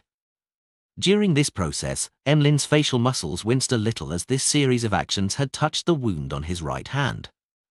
Holding back the change in his expression, Emlyn allowed his arm to hang down slightly, allowing the chest to tilt and reveal its contents to the sanguine baron opposite him. Two charred, bloody heads were stuffed inside a pile of old newspapers. By the side were two transparent objects which resembled hearts, one red with vitality and the other nearly black. This impactful scene was reflected in Cosme's eyes as he looked up in surprise, staring at Emlyn blankly as he blurted, "You did this?" Although he had only managed to recognize one head being Golly's Kevin's, but the two vampire beyonder characteristics couldn't be faked. Emlyn put down the wooden chest and allowed his right hand to hang down naturally. Surreptitiously, he flicked his right hand very slightly along the corners of his trousers as he replied with a smile, "Of course. This is the thing, after receiving the £7,000 reward back then, I bought a particular baron's legacy at a particular beyonder gathering. With it, I advanced. I don't wish to use money to satisfy the murderers who hunt a sanguine, but I didn't wish for this legacy to land in the hands of others. Besides, the seller wasn't necessarily the hunter." Taking this opportunity, Emlyn revealed the fact that he had already become a baron. Furthermore, every word he said was the truth. This was a technique he had learned from the Tarot Club. "I long knew that you were a baron. Do you think your frequent purchases of all kinds of items with spirituality and the borrowing of books that explain potions would go unnoticed? If it weren't because of certain factors, we would have questioned you long ago. What I'm surprised about is your combat ability. You don't even have a single mystical item, and with you only wishing to buy dolls, it's not easy to hunt two artificial vampires without causing a commotion, even for a baron. Even I would need to make plenty of preparations and acquire detailed intelligence before it's possible. Without anyone noticing it, Emlyn is already this strong." Cosme Odora couldn't help but lampoon as he revealed a fake smile. "So that's the reason. Emlyn, why did you hide it from us? Don't you wish to be addressed as Lord by the other sanguine?" Emlyn glanced at the sanguine's expression and tilted his chin. "I was planning on telling everyone, but since there was the hunting competition, I decided to give everyone a surprise. Cosme, I've already hunted 3 of the primordial moon believers, and you gave 5 targets. Does this mean that I've won?" He couldn't wait to change his form of address from Lord to Cosme. Cosme's eyelids twitched as he chuckled. "Yes, that's right. You can ignore the 2 other targets. Leave it to Russ Bathery and the rest. This way, they might still be eligible for a consolation prize."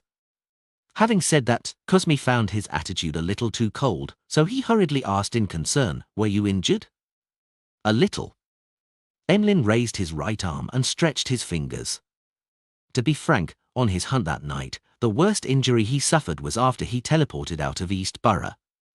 He had ripped apart his skin to wipe his blood across the cover of Leymano's Travels.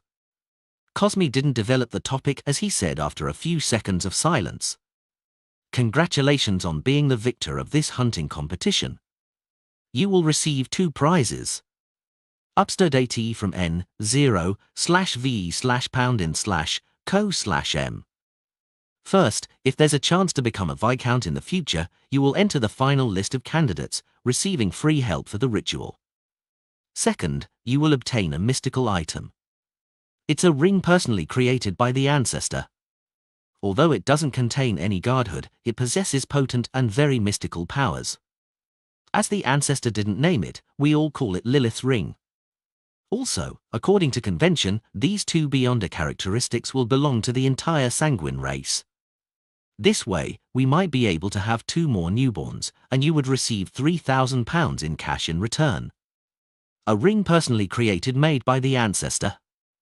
Although Emlyn was somewhat disappointed that the reward wasn't a Viscount's Beyonder characteristic, with it only being candidature and a free ritual, the ring made by sanguine ancestor Lilith herself was enough to put things right. To a proud sanguine with a sense of racial superiority, this was the highest form of honor. As his joy was quelled, Emlyn, who had participated in several tarot gatherings and had completed 2 hunts, felt that things weren't that simple. I was sent by the ancestor to Mr. Fool, and now I'm receiving a ring from the ancestor? Isn't that too much of a coincidence? Emlyn thought for a moment and couldn't figure out the answer. He finally decided to pray to Mr. Fool later, describe the entire situation, and see what advice he could give him. Noticing that Emlyn's joy had subsided and that he had remained silent for more than 10 seconds, Cosme cleared his throat. That ring and the cash will be given to you tomorrow. When the time comes, I'll summon Russ Bathery and Company, officially announcing your victory in this hunting competition. Then, the ring will be given to you. No problem. Although Emlyn lacked the experience in such matters, he knew that rewards couldn't be given in private. It needed to be given in front of all the participants. Without staying any longer, he bade farewell and left Odora's villa in a rental carriage. As the carriage slowly drove off, Emlyn took a look at the crimson moon which was hanging silently in the sky. His mind gradually calmed as he couldn't help but recall everything that happened that very day. From that, he concluded lessons and gained experience. Finally, he began counting how many Beyonder powers he needed to record onto Leymano's travels. I used all of the 5 lightning strikes. 1 teleportation, 1 door opening, 1 astromancy. A total of 8 times. In addition to that, I need to pay 2 additional powers, making it 10. This will be a little difficult. There are some Beyonder powers that probably can't be recorded, for example, my self-recovery powers. I can only repeat them. After I obtain the ancestor's ring, I can try recording the Beyonder powers it possesses. Lilith's ring? Above the grey fog in the palace that looked like a giant's residence, Klein sat in the high-backed chair belonging to the Fool as he quietly pondered over Emlyn White's prayer. He had originally imagined that he would be woken up in the middle of the night, having to provide a particular inexperienced vampire help, but to his surprise, Emlyn had finished everything by 11 and had even submitted the mission in. Back then, Emlyn prayed to the Fool because of a revelation from the ancient god, Lilith. Now, he has received her ring. Regardless of who Lilith is, I need to be wary and observe. Klein seriously contemplated for a few seconds before replying to Emlyn's prayer in a staid manner. When praying to me or participating in the gathering in the future, take off that ring. After giving his instructions, Klein returned to the real world. Without worrying about being woken up in the middle of the night, he slept till daybreak. After breakfast and taking a rest, it was time for his etiquette lessons with Warana. It was a special lesson for the ball he was hosting at his residence on the weekend. Wahana's soft black hair flowed as the ends of her dress twirled while she led Dwayne Dantes into familiarizing himself with the opening dance. In the brisk and comforting music, this etiquette teacher suddenly said, "I heard Mary visited you yesterday afternoon." Yes. As Klein poignantly reflected on how there weren't any secrets in the world of social networks, he nodded frankly. Wahana nodded gently and said after 2 seconds of silence, "I heard that Mary has pledged all her shares to the bank to borrow a large sum of money. This is a warning for me to be careful, so that I wouldn't fall into a scam. The help I previously provided had not only allowed me to quickly enter the social circles in Beauclun Street, but it has also continuously brought me benefits." However, Mary's pledging of shares was to secretly acquire more shares. Klein listened in silence before revealing a warm smile. "Thank you." He paused and added, "I believe in the character of every friend, but in the field of business, caution is forever the first principle." I've already gotten Walter to hire an independent lawyer and accounting team to perform the due diligence and come up with a proposal that can protect my interests and avoid taxes in the best way possible. Before that, I won't make any decisions. Juana raised her head a little and looked into Dwayne Dantes' deep blue eyes before suddenly sighing with a laugh. You truly are a wise person. Klein originally wanted to attribute it to maturity, but thinking back to how Wahana's husband had previously been in a scam over his cloth, and he had only managed to reduce his losses thanks to him, such an answer easily made her imagine things and make comparisons. Since it would appear like a mockery, he changed his excuse and said with a chuckle, "My wisdom comes from the lessons I've received in the past." It's hard to imagine you being duped. Juana chuckled as she lowered her head. Is it due to all your experiences that you can appreciate the different kinds of charms for all kinds of ladies? When is this rumor ever going to end? Klein said with a helpless smile, every flower has something beautiful about it. After familiarizing himself with the entire process and the corresponding dance, Klein walked Warana out. Together with his valet, Richardson, he took up Mary's invitation and headed for the coin company in Sherwood Borough. Lord of the Mysteries Chapter 798. Translator, Atlas Studios. Editor, Atlas Studios. Sherwood Borough, outside the coin company. When Klein alighted from the carriage, he looked around as if he had never been here before, as though everything had a strong sense of novelty. In fact, he wasn't a stranger to the area. He knew that opposite the street was the Gardley department store where the middle class enjoyed patronizing, and that there was a shop not far away that was famous for its specialty desi pies. He had once spent a considerable amount of time here waiting for Dorogu Gale to tail him so as to obtain evidence to his acts of adultery. Retracting his gaze, Klein walked towards the coin company with Richardson. Mary and her lady's maid were already waiting there. In the relatively conservative Lund Kingdom, a lady's servant had to be of the same sex, otherwise, it would result in nasty gossip, affecting her social relationships and marriage.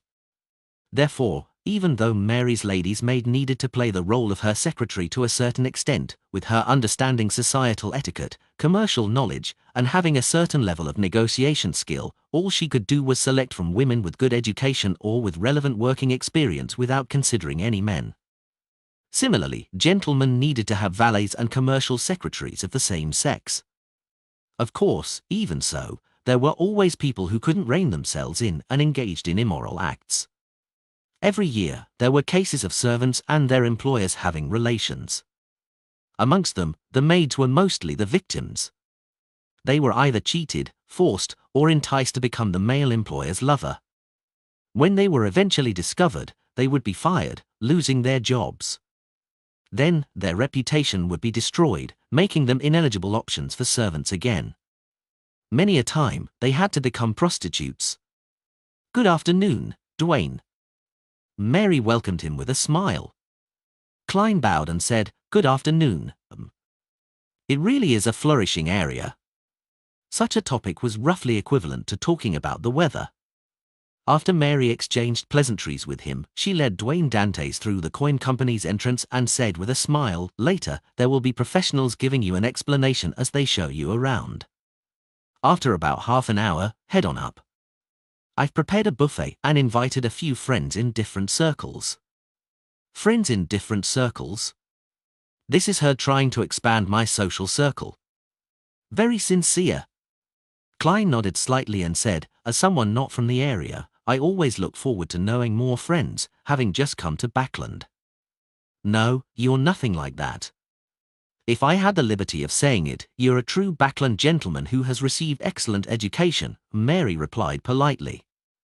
As they conversed, they passed through the door and entered the reception area, which had excellent lighting. A stocky man in a suit with a beautiful mustache stood there waiting. This is Luke Sammer. He is our coin company's first manager, Mary introduced him to Dwayne Dantes. Actually, I know him. Klein looked at Luke and nodded with a smile. To him, Luke Sammer was a rather staid, professional gentleman.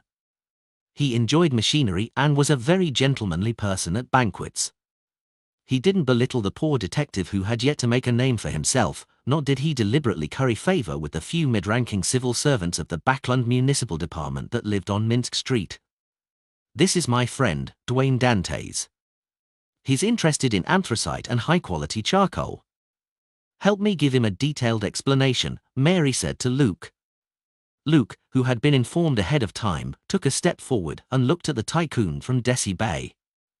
He gave a warm smile and said respectfully, Mr. Dantes, this is the coin company's headquarters. We have long-term agreements with several anthracite mines. We supply Sherwood, Hillston, North, and Westborough with anthracite and high-quality charcoal, satisfying 30% of their overall demand. We also have the chance of clinching a huge contract with the Navy. I've never seen Luke with such an expression. Klein followed him around Coin Company with an unperturbed expression as he listened to Luke introduce the various areas. From time to time, he would inquire without expressing his attitude. Half an hour later, they went up to the second floor and entered a huge meeting room. The place was already set up with tables clinging close to the walls. Plates of food were randomly placed on them, with mainly ham, smoked meat, sausages, bread, salad, cakes, pudding, and other cold dishes. However, there were a few hot dishes. Just as he stepped in, Dwayne Dantes was introduced to two men who were talking close to Mary. This is reporter Mike Joseph from the Daily Observer. This is an excellent surgeon, Dr. Aaron Series. In Backland, you will often need them. As Klein listened to Mary, he smiled at the two gentlemen, the corners of his lips nearly twitching. These are all friends I'm very familiar with. Well, I'm even more familiar with the fetus in the womb of Aaron's wife.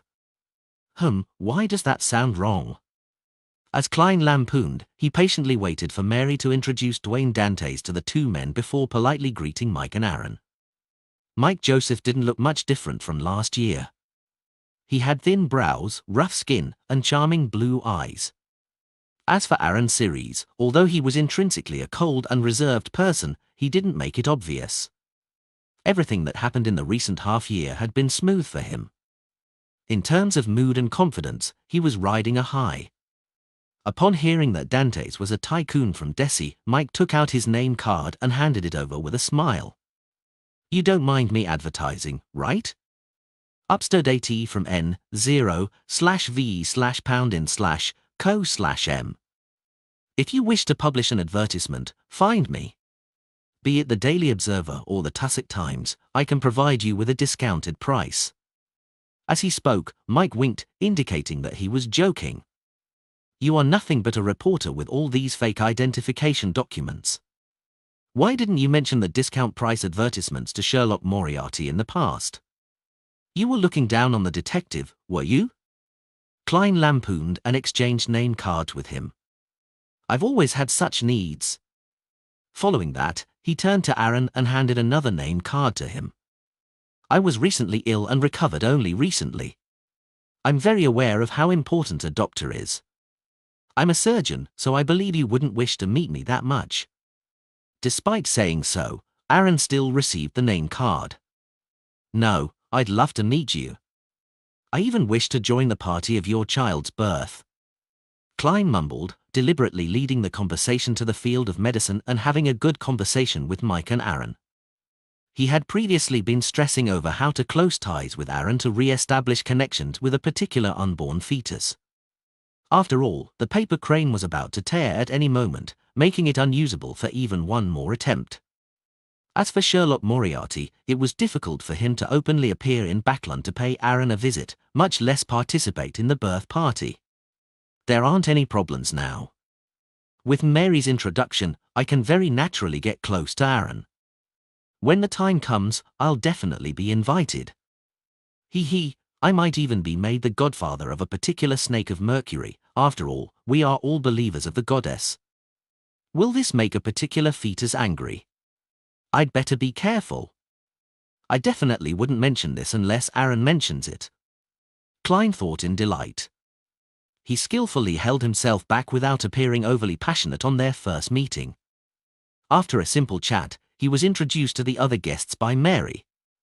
During this process, Klein didn't forget to get some food and water, making him appear to easily adapt himself to the environment. After completing a round, Mary stopped and said after some deliberation, "Everyone here is my friend. This means that you didn't invite anyone from the other camp, and you are also including me as your friend." Klein nodded gently. "I probably shouldn't ask as a gentleman, but as a businessman, I need to know who is the person, or who are the people, vying for the coin company's controlling share rights." Mary fell silent for 2 seconds. Baron Sindras and his friends. They wish to publicly list the coin company and earn the sky-high evaluation that will eventually happen. They are completely unconcerned with the company's future development. Baron Sindras, one of the richest men in London. By donating to the Conservative Party, he became an aristocrat and is a banker, factory owner, and a powerful businessman. It's hard to tell where he stands, so even though he relied on the Conservative Party to obtain his aristocratic title, he's more aligned with the new party while being biased towards merchants. Klein thought and asked with a smile, "Why didn't you get that Mr. Hall to help? His father is a powerful noble and banker. He should be able to provide you with the necessary help." Mary said with a wry smile, "Mr. Hall doesn't wish to involve himself in this matter. He claims to be the Chief Secretary of the National Atmospheric Pollution Council, so he can't be involved in commercial activities that deal with anthracite or charcoal. A man whose true ambitions lie in politics. However, he probably doesn't wish to be at odds with Baron Sindras. If I were to choose another butler back then, I'd likely have established ties with Baron Sindras. He's so rich, so if he really wants to raise the price, I wouldn't be able to beat him. Will a trope of him using money to crush me appear?" Klein didn't ask further as he said, "I will wait for the investigation report." Realizing that Dwayne Dantes wasn't directly backing out, Mary said with slight gratitude, "In this age, chivalrous people are already few and far between. You are one of them." Klein smiled without promising anything. After the buffet was over, he began returning to Northborough on his high-end four-wheeled carriage.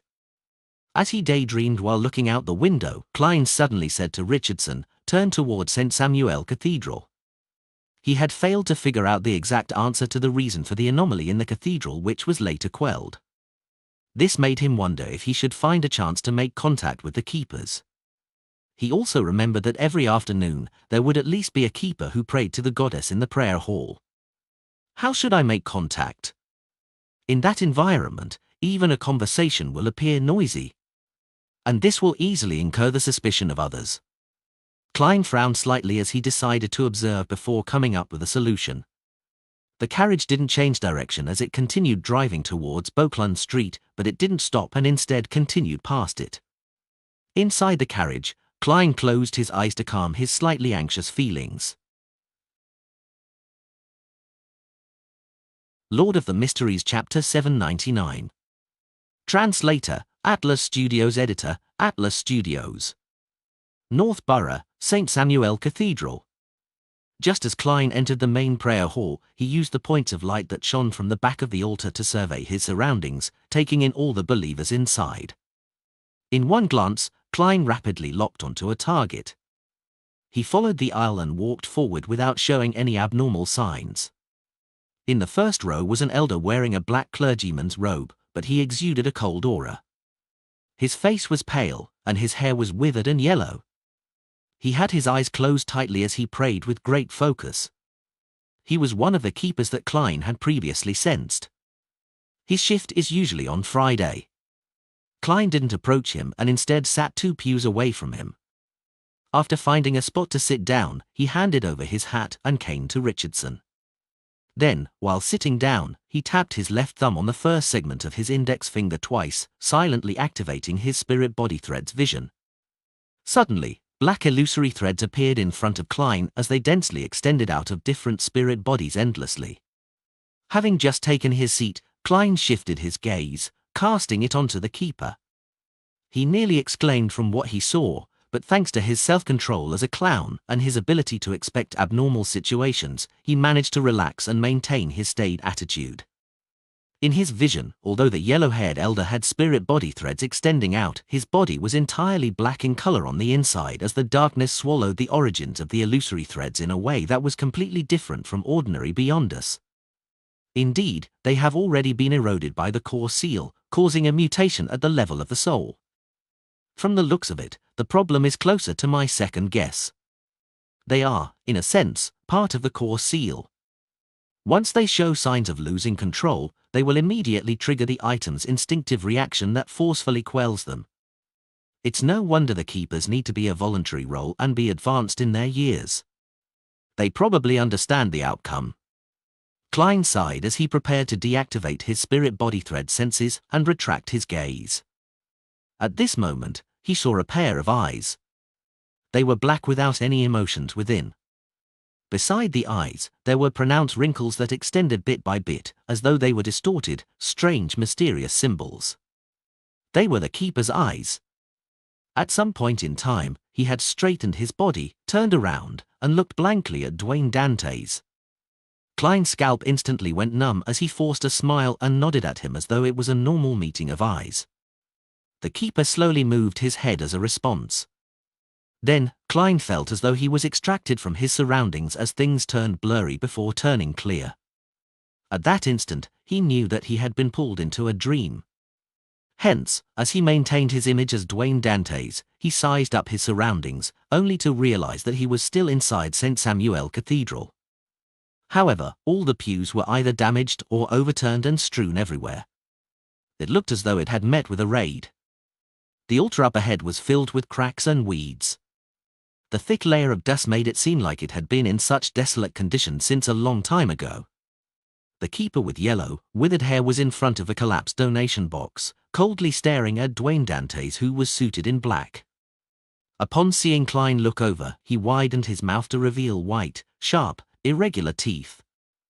And these teeth were embedded with blurry, indistinct, and tiny figures.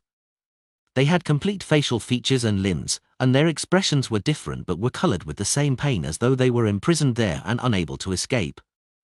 Visit novelbin.com for new novels. Grunt. The keeper's throat let out a growl that sounded like a beast as his back hunched over. By his spine and waist, his clothes swelled as for blood vessel-covered arms without any skin grew out. Right on the heels of that, they grew fine black hair as the tips of his fingers grew sharp nails with a smacking sound. In just 3 short seconds, the keeper who looked normal had turned into an 8-legged monster that sprawled on the ground. It looked like a spider that had silently woven its web in the night while awaiting its prey, and also like a deformed black wolf that struck intense fear into one's heart. Meanwhile, 2 gigantic palms filled with black hair extended out of the desolate altar without any warning.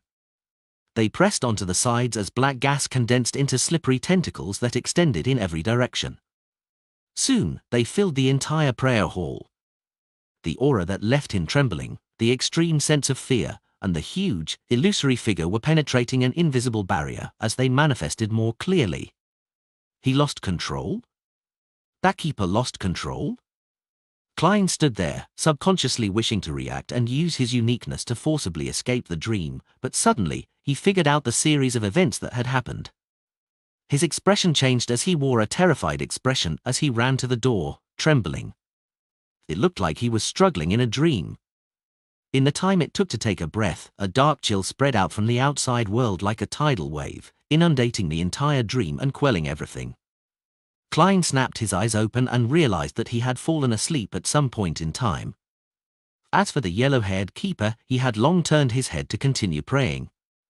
Dwayne Dante's eyes darted around as he looked around in horror, as though he was still immersed in the dream and unable to escape the horror that had gripped him. After nearly a minute, he took 2 deep breaths and looked at the sacred emblem again, drawing a sign of the crimson moon on his chest. Only then did Klein have the time to recall the experience he had and began speculating as to what had happened. As I had spied on his spirit body threads, it caused him to show signs of losing control, thus causing an excessive reaction by pulling me into a dream and attempting to deal with me. Later, the core seal behind Channy's gate sensed the anomaly and quelled the problem. Now, the crux of the matter is if the keeper still remembers the source of his near mutation. If he's already used to it, he should find the cause of the problem very vague considering his present state. Of course, it might not be my problem. Perhaps he was already on the brink of losing control. Klein looked at the elder once again to observe what he would do next to determine how he should react. If all else fails, I'll directly use creeping hunger and escape with traveling. Klein rapidly made up his mind as he patiently waited for the possible repercussions. A few minutes later, he saw Bishop Electra walk in from the side door towards him. Klein's heart tightened as he spread open his left fingers in preparation to activate creeping hunger. At that moment, he suddenly had an idea and stopped his actions. If the keeper has already informed the bishops about my problematic situation via a dream, I would be the victim of a collective assault by the churches beyond us. After all, pulling me into a dream can avoid harming the other believers.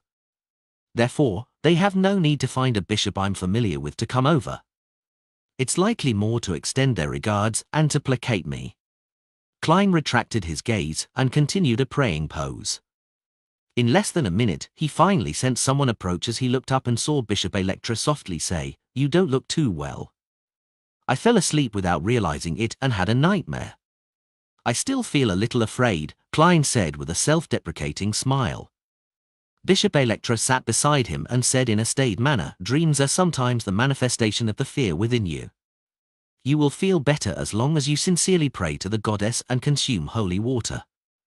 Of course, the most important thing is to not suppress yourself usually. Learn to confess to the goddess. At times, wailing in secret can reduce a lot of your stress." Klein secretly observed the bishop's attitude and read his tone before heaving a sigh of relief. "I understand."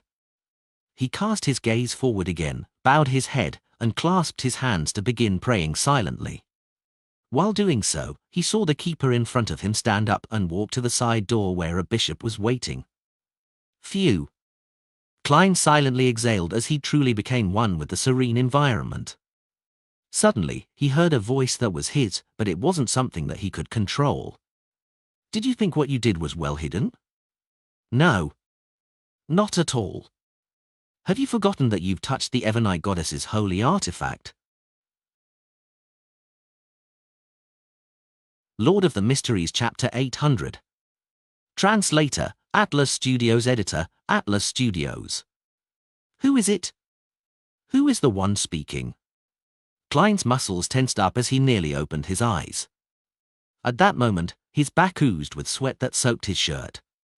What he was most alarmed of wasn't the word said, but that it directly sounded in his heart and had modulated the voice to sound exactly like his. Although I maintained my lucidity in that dream, I still had my spirit body tainted by his psyche that was on the verge of losing control. Or is someone using that keeper to pass me a message? Countless guesses ran through Klein's mind. Finally, combining the contents of what was said and his own situation, he came up with a preliminary judgment. The number of people who knows about my identity as Klein Moretti is few to begin with. Likewise for those who know that Klein Moretti had once sworn an oath while touching a holy artifact. Furthermore, there's almost no intersection between the two. Mr. Azik had heard me mention the former matter before, but if he wants to give me any reminders, he can directly do it through a messenger. There's no need to use such a frightening method. Will or Septin might know, after all, he's a snake of Mercury who represents fate. But by the same logic, he can directly contact me.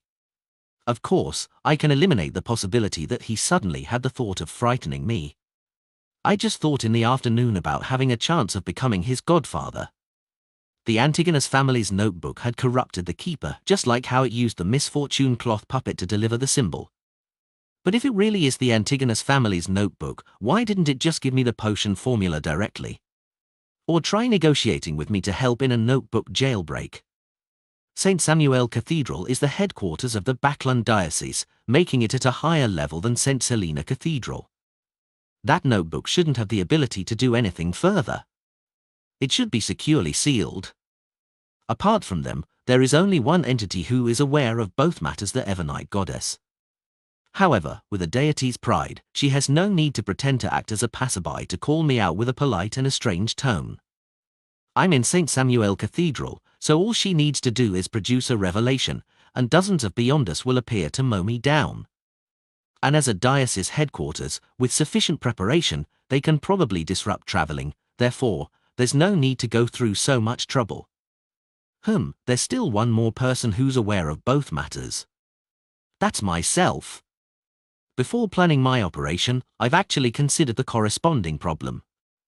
Back then, my conclusion was that I didn't need to worry too much about it because only after advancing to faceless will some of the grey fog's powers enter the real world, allowing certain demigods to sense my uniqueness. Before this, only Beyonders from the monster pathway could discover a tiny bit of my uniqueness, and back when I touched the holy sword and made that oath, I had yet to become a clown. Just because of the secret connection established from the oath, it made the goddess slowly sense something about me. It's been so long, and I haven't seen her take any action. That female angel, she should be an angel. She had even smiled at me when she wiped away Mr. A. Therefore, the goddess might be happy to see me take away the Antigonus family's notebook.